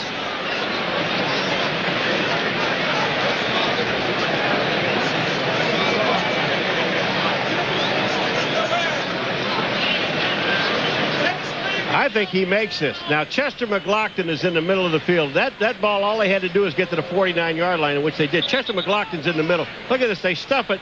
Now, I mean, it doesn't look like any penetration at all. Now, Rhett dives forward. I think he makes this. And he does. Good eye. Don't ever question me on it. Hawkeye. Got a new nickname for him. Well, see, everybody was looking at the markers on the other side of the field, and according to those, he didn't make it. But the one that was true was the one on our side. Well, listen, you got it right. We don't need, I'll tell you, I've never missed one. Well, he's enjoying this. Let him go. I could do those every day. Go ahead. Just now they've got to take advantage of the gamble. Case with room to run. Slides in safe at the 41. He'll be close to another first down, but there is a flag back where they snap the ball, and it looks like it's coming back. Chester McLaughlin standing back on the 40-yard line. He knows it's a hole. Jeff Mitchell, number 60, the center, was on McLaughlin. And on the plays when this team has been successful tonight, either offensively or on special teams. Holding, 64, offense. Will penalize 10 yards and replay the first down. They have just killed themselves with penalties. The holding call on a field goal cost them 3 points. He looked back and saw the flag on the ground, and no, not again. And you're not going to see him say any bad words because his mother, his wife, and his daughter have laid down the law. He'd be thinking them, but he is not saying them. It costs him $100 for each one.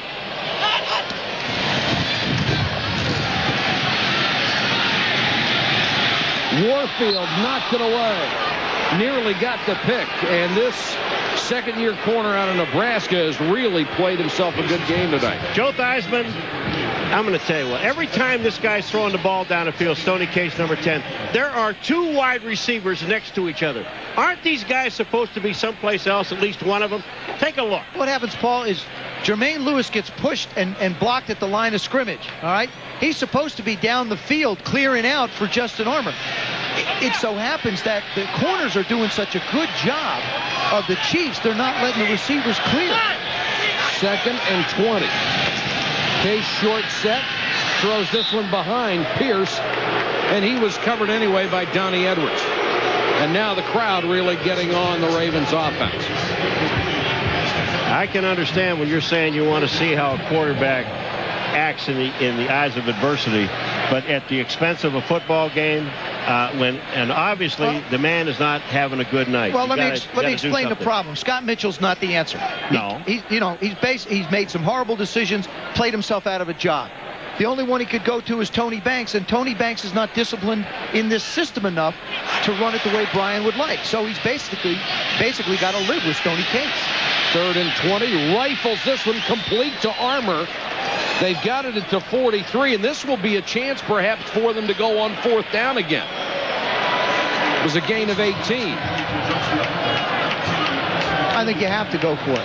Oh, if he went once before, you got to go now. It's got to be so frustrating for Brian Billick, who has been such an offensive mastermind in this league, to come to Baltimore. If the buttons aren't connected, it's pretty tough to push him. He doesn't have the weapons yet. And also, Brian has Matt Cavanaugh as his offensive coordinator and coach. So Stoney Case is getting some good teaching. He just hasn't done a good job of executing. They'll go for it on 4th down again. And dropped off the hands of Jermaine Lewis. Would have been a 1st down, covered by Hasty.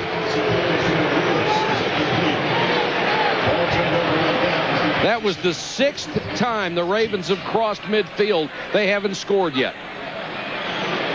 Stoney Case trying to get the ball out to Jermaine Lewis. It's 1-on-1. Ball's thrown. Just comes out a little quicker than Jermaine expected it and a little bit higher. And look who's right next to him again. James Hasty. So Kansas City takes over on downs. They'll start at their own 42. Donnell Bennett, now you're going to get a real big helping of the ground game. You're ahead 14-0. Time running out 3rd quarter. You can do that. You can do play action. Gerback for Alexander. Excellent coverage by the rookie McAllister. You know something, Joe, when you look at the Baltimore Ravens and you look at their offense and they're struggling like crazy in this, especially in this ball game, and you say, well, what does the defense think about it? There is so much pride on the defense. You know, they've given up a touchdown. James Hasty defense intercept. They had one on a pass interference. They got the ball down there. But this defense, I wouldn't want to face it. I'm talking about even when you get to the 16th game, even if the offense isn't playing very well. These guys are tough. I think this is a situation where you got a chance. Maybe you work the ball to Andre Rison. He's been a big play guy for you. He'd be a guy to try and get the ball to if Elvis could. Gerback. And they say it's a catch at the 47-yard line. Should be enough for a 1st down. Lockett made the grab the 2nd time. Gerback on the run has been able to get a 1st down. Well, you know, what I don't like about this defense, they only had a 3-man rush. But watch Lockett. Look at the footwork. He makes the catch. He's got control of the ball. And he's out of bounds. Lockett. Control against his chest, out of bounds. I don't think he has control of the ball. I don't either. I do not believe he has control of the ball. They can contest it, can't they? They could have challenged it, but as soon as they snap the ball, it'll be a moot point. See if they can get the play off before the quarter. And they did not. The end of 3 quarters from Baltimore. Kansas City, 1 offensive touchdown, 1 defensive, and they lead 14-0. No. Yeah. What has struck me in the first 6 weeks of this year is how the NFL has been turned upside down, except, of course, for the Cincinnati Bengals. That keeps us grounded. Well, the thing that surprised me, St. Louis, they're winning. But the nice part about them, Joe, is that they're working on all cylinders. All three sides, defense, offense, and special teams, are all on the same page. Well, the one thing that's jumped out for me is how critical one player can be to the success or failure of a team. A Vinny Testaverde in New York, a Terrell Davis in Denver. One player has turned the fortunes of a team. Jamal Anderson in Atlanta. Those guys are sorely missed by their football teams. It just shows you how fragile NFL teams have become. And how thin. The other thing you talk about is the value of a backup quarterback. Jeff George in the Minnesota-Detroit game. Gus Frerotte and Jeff George playing really solid moments. Gus Frerotte at the end of that ball game filling in for Charlie Batch. Jeff George earning a starting job for the Vikings. Because one of the problems is a lot of teams don't have a starting quarterback they want, let alone a backup. Gerback play action. Gonzalez. And the big tight end taken out at the 30 by Stevan Moore. Think back to the beginning of the season. Who do you think would be the leaders in passing, rushing, and receiving? Whoever you thought, I'm sure it wasn't Kurt Warner, Corey Dillon, and Marvin Harrison. Not that they're not excellent players, but those are not the first 3 guys you think of at the beginning of the 1999 NFL season. Not only that, they're off of 3 teams that you just never thought would be accomplishing the things they are. Peyton Manning has played tremendous football for the Colts. Bam Morris and perhaps that Ravens defense starting to wear down a little bit. They're off of 2 teams. You wouldn't expect. All right. Well, you wouldn't expect Corey Dillon to be up there with the Bengals as a leader. Tim Grunner, the center, number 61 of the Kansas City Chiefs. Watch this guy. This is what I say, the offensive line is out. He gets 1 block there, gets help, then gets up on Ray Lewis, number 52, so he actually ends up making 2 blocks, sets up the first, and makes the second. Grunhard came to camp this year in the best shape of his life, a dedicated weightlifter this season. Morris again turns his back and wades into the line. One thing Kansas City did, instead of just having a free-form weight lift room where anybody could come in anytime and work out, they scheduled sessions. And Tim Grunhard said that created peer pressure when you knew what one of your teammates was doing and you're trying to beat him in lifts and squats. Not only that, the sessions would start like at 7:30 and 10 o'clock. If you were a second late for the 7:30 session, you had to wait until 10 o'clock. And he said it really messed up a lot of tee times for the guy. Donnell Bennett on 3rd and 3. Play action by Gerback. Gonzalez wide open, touchdown. Gonzalez beat the linebacker Jamie Sharper. Jamie Sharper was in no man's land. It was an impossible situation for him to be able to handle. It's play action pass against a very, very young, quick tight end. You get in the red area, you better think the Kansas City Chiefs are going to find a way to get the ball to Tony Gonzalez. They run the play action. He just releases. Jamie Sharper from inside the formation trying to catch him is not going to happen. And it's one of the great things about having a running game that when you pound and pound and pound, then the play action works. Everybody has to respect it and come up. That time they bit, and it was a touchdown. Kansas City trying to put this one away. Gonzalez with another touchdown catch. It's 21-0. Kansas City Chiefs over the Baltimore Ravens.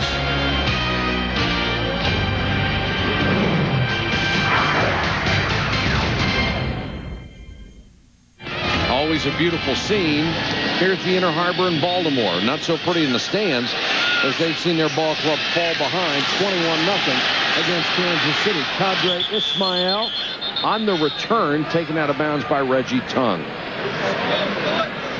Coming up next, Sports Center. Rich Eisen and Linda Cohn. They'll bring you up on the day in sports. Will Dan still be the man for Miami on Sunday? Our college unbeatens possibly ripe for an upset.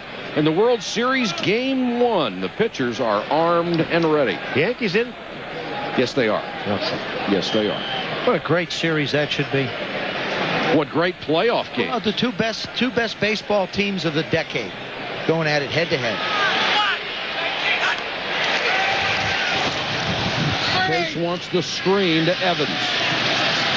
And Kansas City just defenses it beautifully. Hasty comes up to take on the blocker. Donnie Edwards makes the stop. A lot of times when a quarterback is struggling, one of the best things you can do instead of yell at him is just sit down and talk things over with him. That's what Brian Billick's trying to do with Stoney Case. You know, if you see things out there, you've got to make decisions. You've got to be willing to pull the trigger.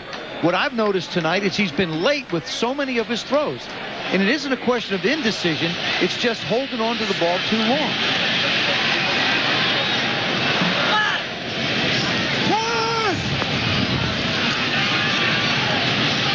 Armour fighting for the extra yardage. Stopped by Marcus Patton, the middle linebacker, short of the first down. Boy, is this a great play by Marcus Patton. You know, we've seen the Kansas City Chiefs, the defense, the backs, James Hasty, and other players, Marcus Patton on this play here, hold these guys to not getting a first down. This is just superb defensive play. Now, Marcus Patton, you know, you're waiting, gets himself in a football position to take on Justin Armour. Justin Armour, watch. He's going to stop. He's going to turn. But look who's sitting there waiting on him. Marcus Patton gets in a position to make a play. And Patton says this defense will get better as the season grows along. Jermaine Lewis, nice move to get by Hasty and got the first down. The little guy makes a play. I think at this stage of the game, if you're the Baltimore Ravens and you say we want to run the football, forget it. You want to run it just as a changeup right now in this football game. With 11 minutes to go in the game, you try and get the ball, if you're Brian Billick, in the hands of a Jermaine Lewis. You try and work a Justin Armour in the middle of the football field and get him away from these corners. And Qadri Ismail's got to just try and go deep. Here comes the blitz and another interception. Edwards, the lateral to Tongue. Reggie Tongue. Oh. Touchdown. They fooled Marcus Patton once. They fooled him once. They hit the quick lookie to the tight end one time when Donnie Edwards blitzed. You get the same thing here. Marcus Patton just slides over one step. Watch the right side of your screen. Marcus Patton, he sees it, and he goes and gets it. It's the same exact thing that happened before. Donnie Edwards this time makes the interception. Then he laterals to Tongue, who goes 46 yards for Donnie Edwards. His third interception of the season in 6 games. And this victory is going to take Kansas City within a half game of first place in the AFC West, trailing only San Diego. It's 28-0 Kansas City.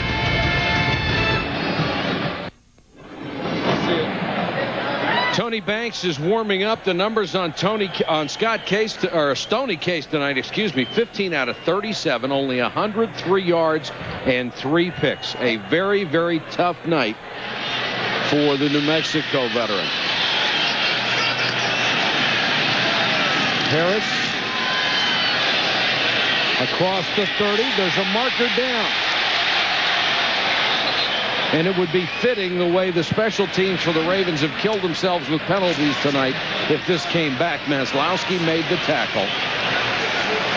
Flag is all the way back at the 19-yard line, and it looks like a hold. I'll tell you, this flag came out about 20 yards after the runner went by.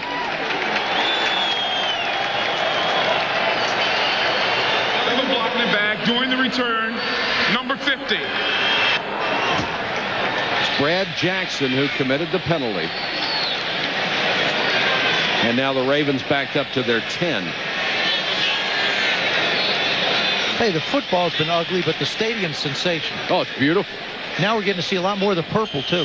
It wasn't ugly in the first half. Now, come on. No, that was a great football game, defensive football game for one half.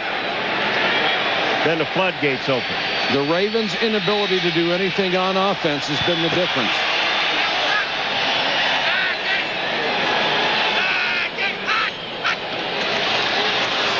Kansas City may have jumped. Flags are down.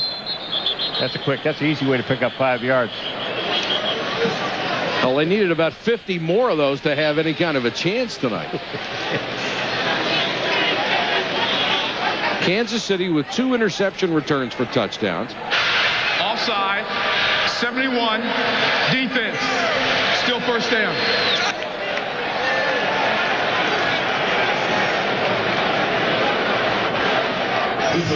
Tom Barnt called for the offsides. Tony Banks traded to Baltimore for a 5th-round pick this year, a 7th in 2000, had 43 career starts for the St. Louis Rams.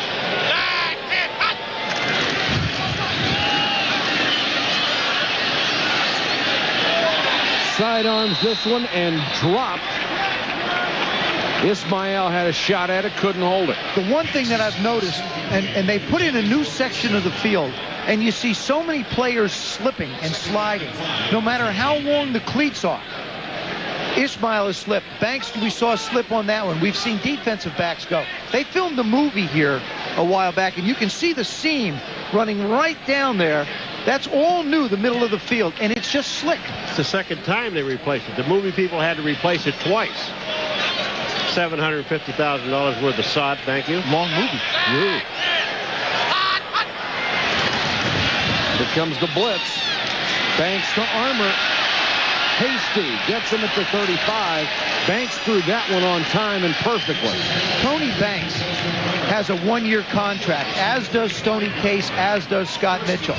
Now, at the end of the year, Tony Banks could want to go someplace else, but he's been in 7 different systems, and he has to stay in this one now. Now we get a chance to see what he sees. He looks out, sees Armour a big target down the middle, and throws it up.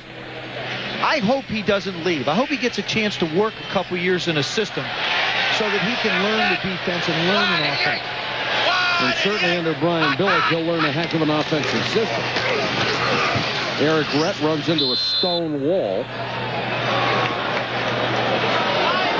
I think it's really tough to call plays at this point. If you just pass every single down, you're going to get your quarterback killed, and for no purpose. And you're really right. You got to change the pace a little bit, because what's happening with the defensive line on the play that Tony Banks just hit Justin Armour on, they had a blitz coming.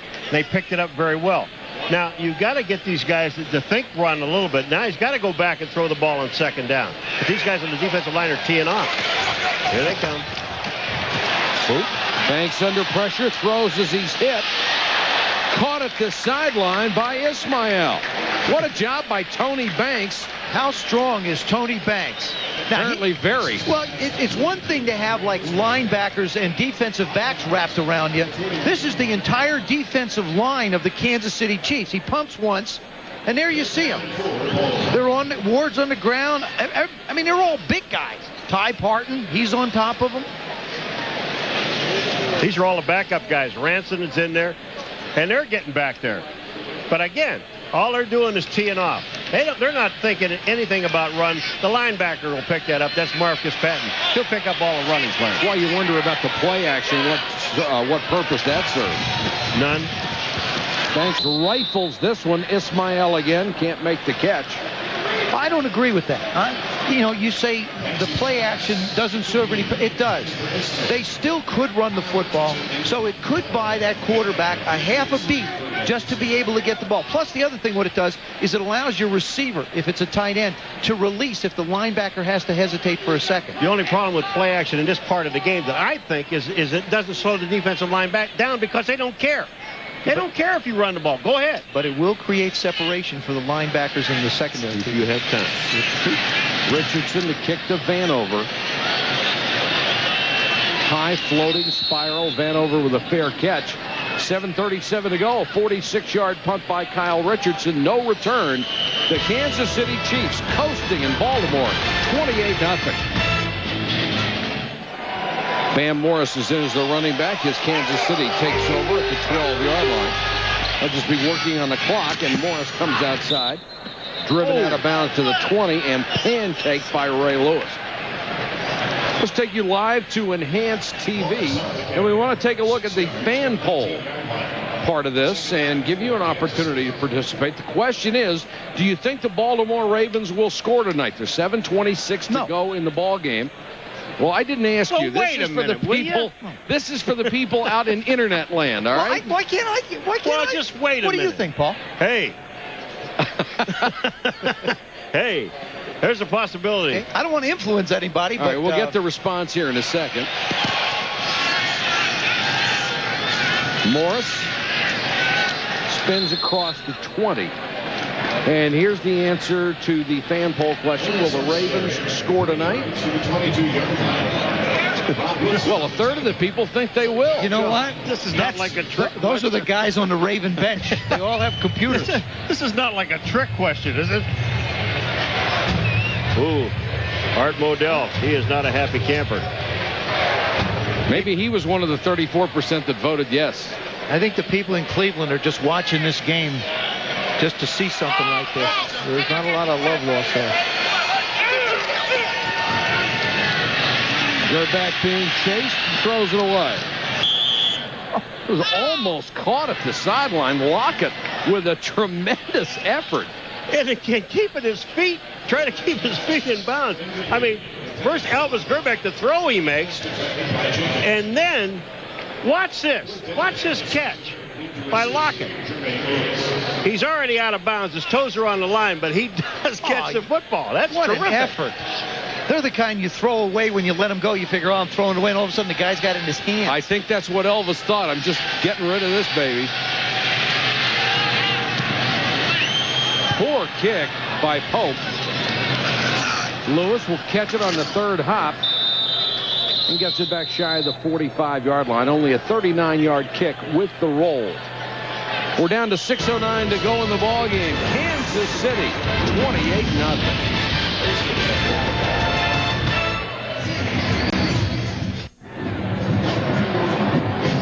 Can't really tell by facial expressions which quarterback had the better night, but the numbers will tell you. Stoney Case struggled mightily, and Elvis Gerback ends up with a quarterback rating of over 100 for tonight.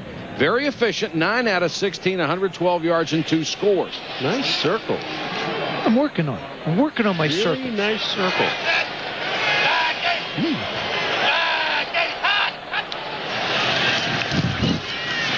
Banks to Eric Rhett, and Rhett to the 49. Banks has slipped virtually every time he has gone back to try to set to throw the ball. I think some of that has to do with the turf. The other thing is, too, if you don't expect to play, maybe you don't go in after warm-ups and change your spikes like a guy who's getting ready to go out, like a defensive back or a wide receiver getting ready to try and cover. They have various sizes. You have the 3/8 inch, you have the 1/2 inch, and you have the 3/4 inch. He's probably got the 1/2 inches on.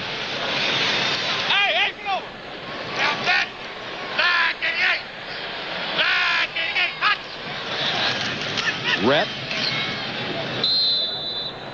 about a yard shy of a first down. Well, the only thing about it is Kansas City had the ball for a while. Couldn't you just change your cleats? There's the cleats. Here's this is the smaller one right here, and this is the 3/4 inch one. Now they come in various colors. We have sort of maroon, and then we have black, and there's a white one.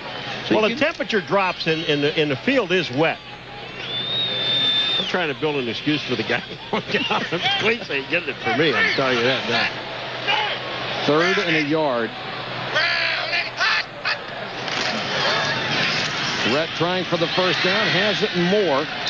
Hasty makes the tackle, and if you're the Ravens and Brian Billick right now, all you want is something positive to bring out of this game so you can talk to your guys about the next game. That 34%, they've got a pretty good shot now about them scoring.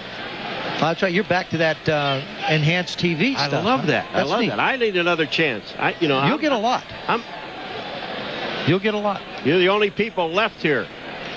That's why you're on. And if Paul ever gets a computer, he'll log on to enhanced TV. I have one. I just haven't figured out how to turn it on yet. It's really nice, though. Banks for Armour.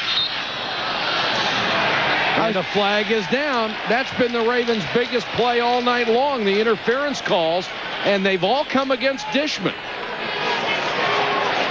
What Brian Billick is trying to tell Tony to do is put some air under it. That's that motion he's trying to make. Hang it up in the air and let him make a play on it. Pass interference, number 26, Defense. First down. Chris Dishman, you know, this ball looked like, to me, that it might have some air under it. Here's Dishman on Justin Armour. Dishman's just running with him now. They're pushing. I don't see anything there now when he grabbed his arm. That's what you cannot do. You know, Chris can't complain. No. Gunther's going to look at that and say, that's a bad mistake. That's foolish. And those are the things that Gunther Cunningham is trying to get his team to stop. 3 pass interference calls have cost them 80 yards. Banks wants to throw for it. Armour goes in, covered by Hasty. The pass went out. Can I just ask one question about the enhanced TV deal? You can ask any question. Well, the 34%, if they get it right, do they get anything? No. No.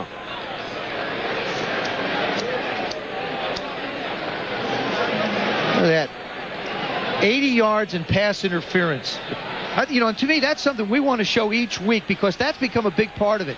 It doesn't factor into the offense, but it's a big part of moving the football. Eric Rett, touchdown.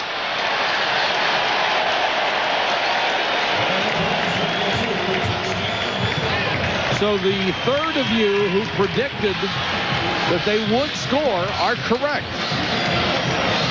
And they're going to go for 2 here. And then we're going to see an onside kick.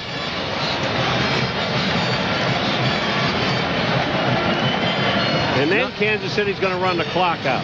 Not many of the 69,000 who showed up here tonight are left at PSI Net Stadium.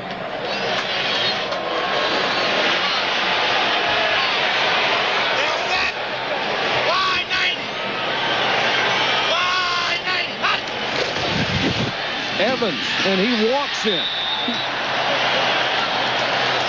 That is a tremendous call. I mean, they spread everybody out, keep a fullback in the backfield. No one expects him to get the ball. They give it to him. He wasn't even touched.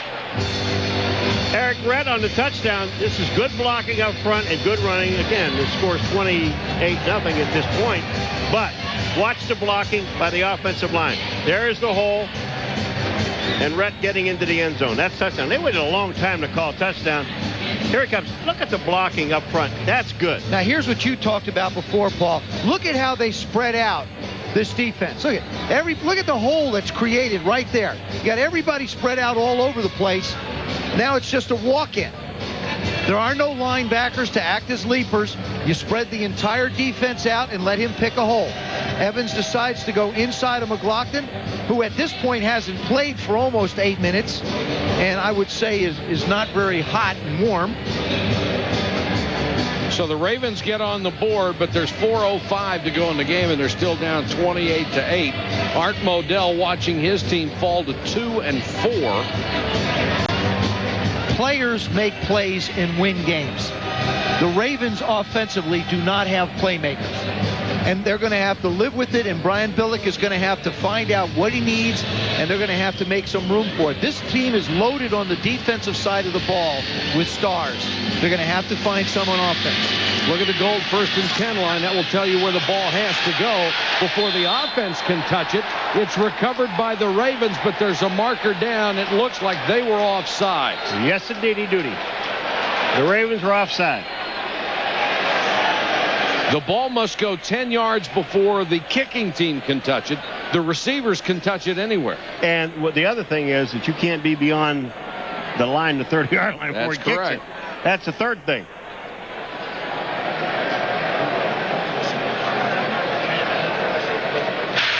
Offside. Kicking team. The left side of the line will penalize 5 yards and re-kick. More than one culprit. There they are, right there.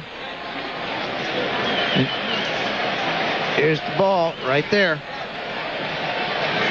He's over the line when the ball is kicked. And Derek Alexander almost had a shot at it clean. So now they'll have to try it again from the 25. And what you want to do is you have to send some guys down, and normally they're linebackers, to try and knock the front wave of the Chiefs off and allow your hands guys to go up and make a play. Lockett.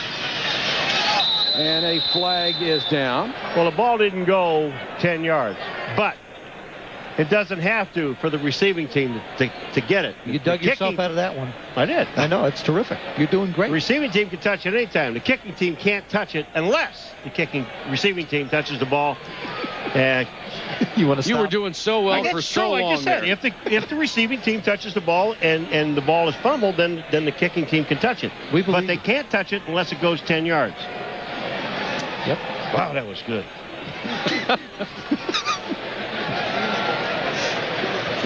Can we like go on Enhanced TV? Would you please send us a transcript of what Paul just said? The screen isn't big enough. How many people, yes or no, understood? They all do. Illegal touching. 37 of the kicking team will be declined. The ball was recovered by the receivers. Benny Thompson must have nicked it before it was recovered by Kansas City. Let's go to Solomon Wilcott. Saul, what do you have? Yeah, Mike, Ravens offensive tackle Harry Swain is out with a leg injury. And Harry, you knew coming in the Kansas City defense would be tough, but why has the offense struggled tonight? Well, we got a young quarterback. You know, he made a few mistakes early in the game that cost him, and we're not a team that can come back from those kind of mistakes right now. Now, you played in Denver with Mike Shanahan and also had a chance to play for Brian Billick, two great offensive coaches. What are the similarities between the two? Well, both great offensive minds. Come from the same system, a system that works, a system that's proven to work. You know, there's a lot of Super Bowls behind that system. Okay, Harry, thanks for joining us. And Harry Swain out with a lower leg injury is expected to be back next week when they play the Buffalo Bills. Mike? And that will really help that offensive line and the offense as a whole, Solomon, as you well know. That was a gain of 24 for Bam Morris. McAllister made the saving tackle inside the 10. This is an example of Gunther Cunningham's offense and his tenacity. This is what he's telling his football team. We may be 28 points. We want to score 35.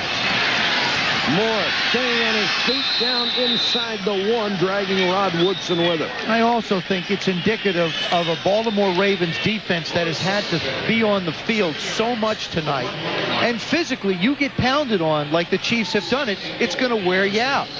Rod Woodson comes limping back. Ray Lewis in the middle. He's going to try and make a play, and he just can't. You just can't hold on.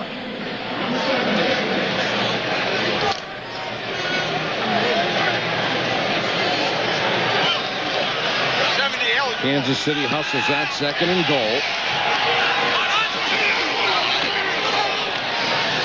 Morris at the goal line and touchdown.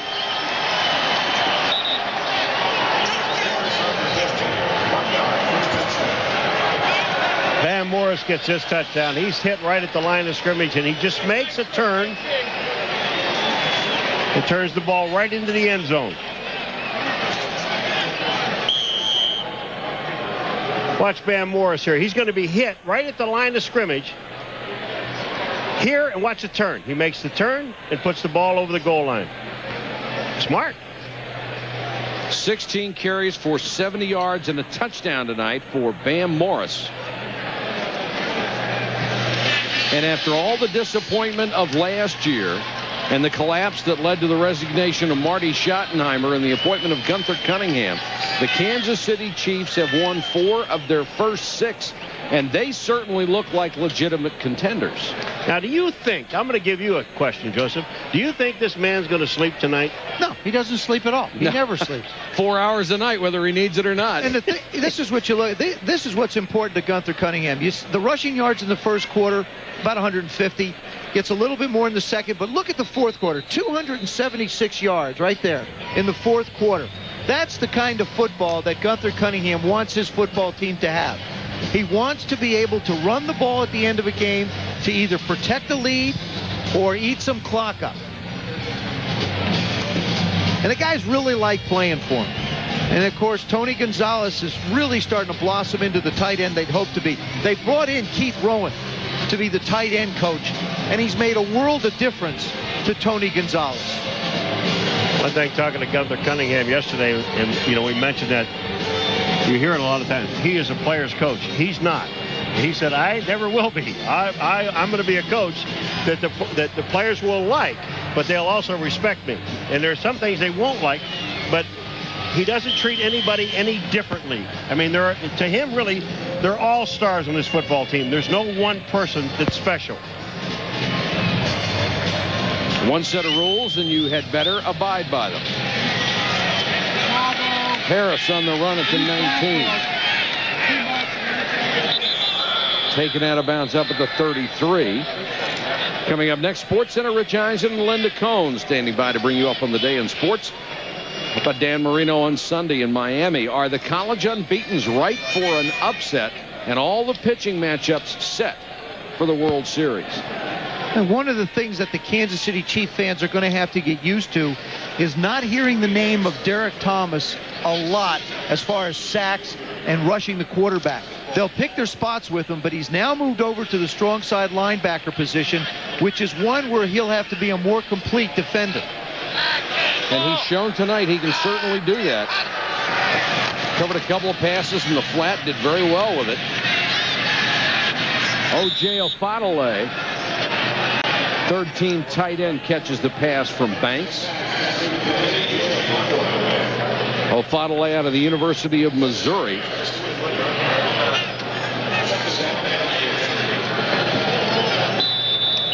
We have reached the 2-minute warning in Baltimore. Back after this. Rich, they switched seats. Linda was on the right Sunday night. Rich was on the left. Huh? I thought you'd get that bias, didn't you? Got to be observant. You never know when those little things pop up. Baltimore with 2 minutes to go. You've been out in the elements too long again, haven't you? You were having the sun again? Trying to. I'm going to insist that both of you adjust your medication before we come back next weekend. Practice snap, false start, number 88, offense. Still second down. We have a weekend off. How about that? How about that? Stoney Case is going to actually, he couldn't get to a game quick enough. Whenever you have a bad game as a quarterback, you don't want to sit around and wait. And they will have 10 days now before their next game. They come with a corner blitz, and the short pass takes it up to the 43-yard line, complete to Justin Armour. And the question, of course, that Brian Billick will be asked is who's going to start for you next time? Kansas City's next 5 ball games. This is hardly a cakewalk. San Diego with one of the best defenses in the last 25 years. Just a marvelous unit.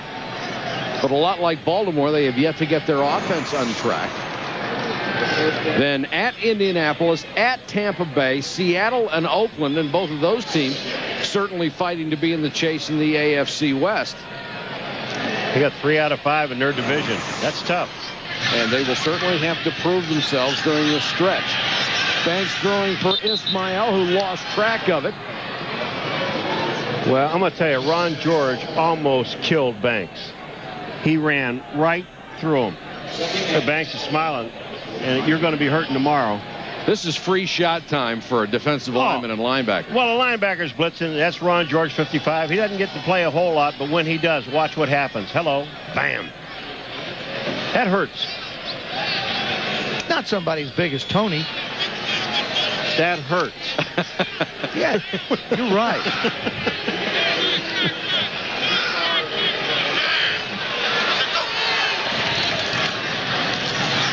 Pressure on Banks again to Armour over the middle. And he's dragged down at the Kansas City 47. Hasty still in there, and he makes the tackle. Ray Lewis, the marvelous middle linebacker of this very, very good defensive unit. They just didn't get any help from their offense tonight.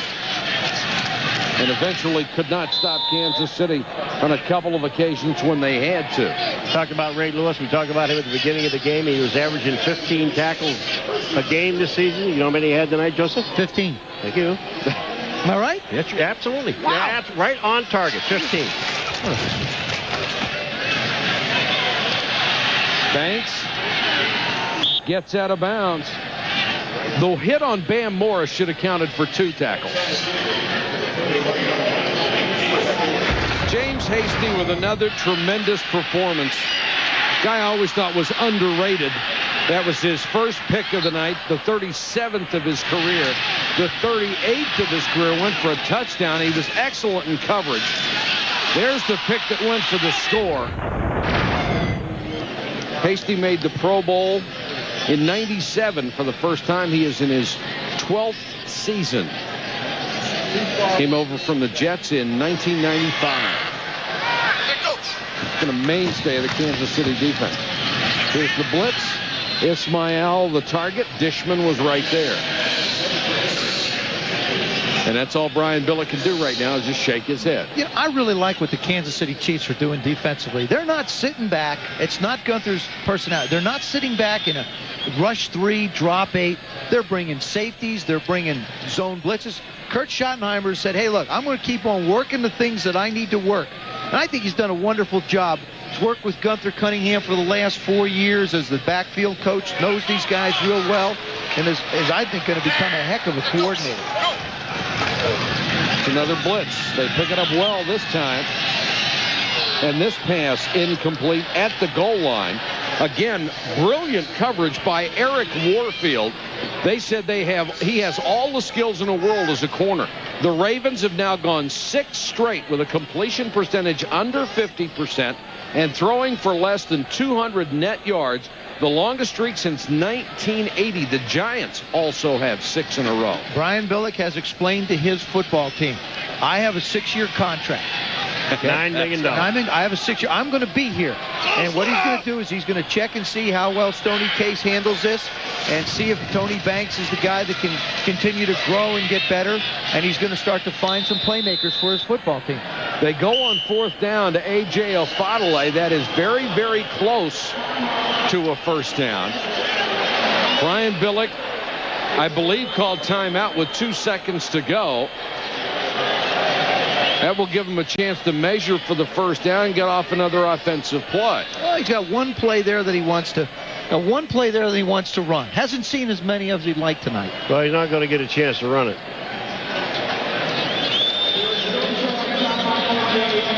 Did not make the lines a game. It's first down, Kansas City. And they're going to wave off the timeout because they said they didn't get the first down, so there's no point for Brian Billick to use that timeout. They didn't even give him the courtesy of a measurement on that one. Well, they got to keep the timeout because they called timeout, Michael. And what's happened is the Kansas City Chiefs are going to have to take the snap. Because once you call timeout and you have one, unless there's a penalty that's involved, then you get it. Is this another explanation that we're supposed to figure out, like when I'm laying in bed about 2 days from now? Excuse me, that was perfectly clear as far as I was concerned. Good. Tony Gonzalez had himself another good night. He'll continue to be a big part of this Kansas City offense. Big night for Kansas City. Our final score, the Chiefs 35, the Ravens 8. Coming up next, Sports Center, Rich Eisen and Linda Cohn. All the latest news, scores, and highlights. For Joe Theismann, Paul McGuire, Solomon Wilcox, and our entire ESPN crew, this is Mike Patrick. Thanks for watching. Good night from Baltimore.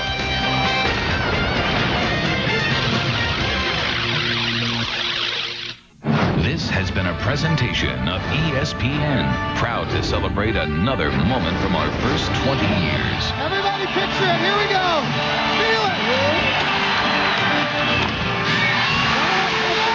ESPN, the worldwide leader in sports.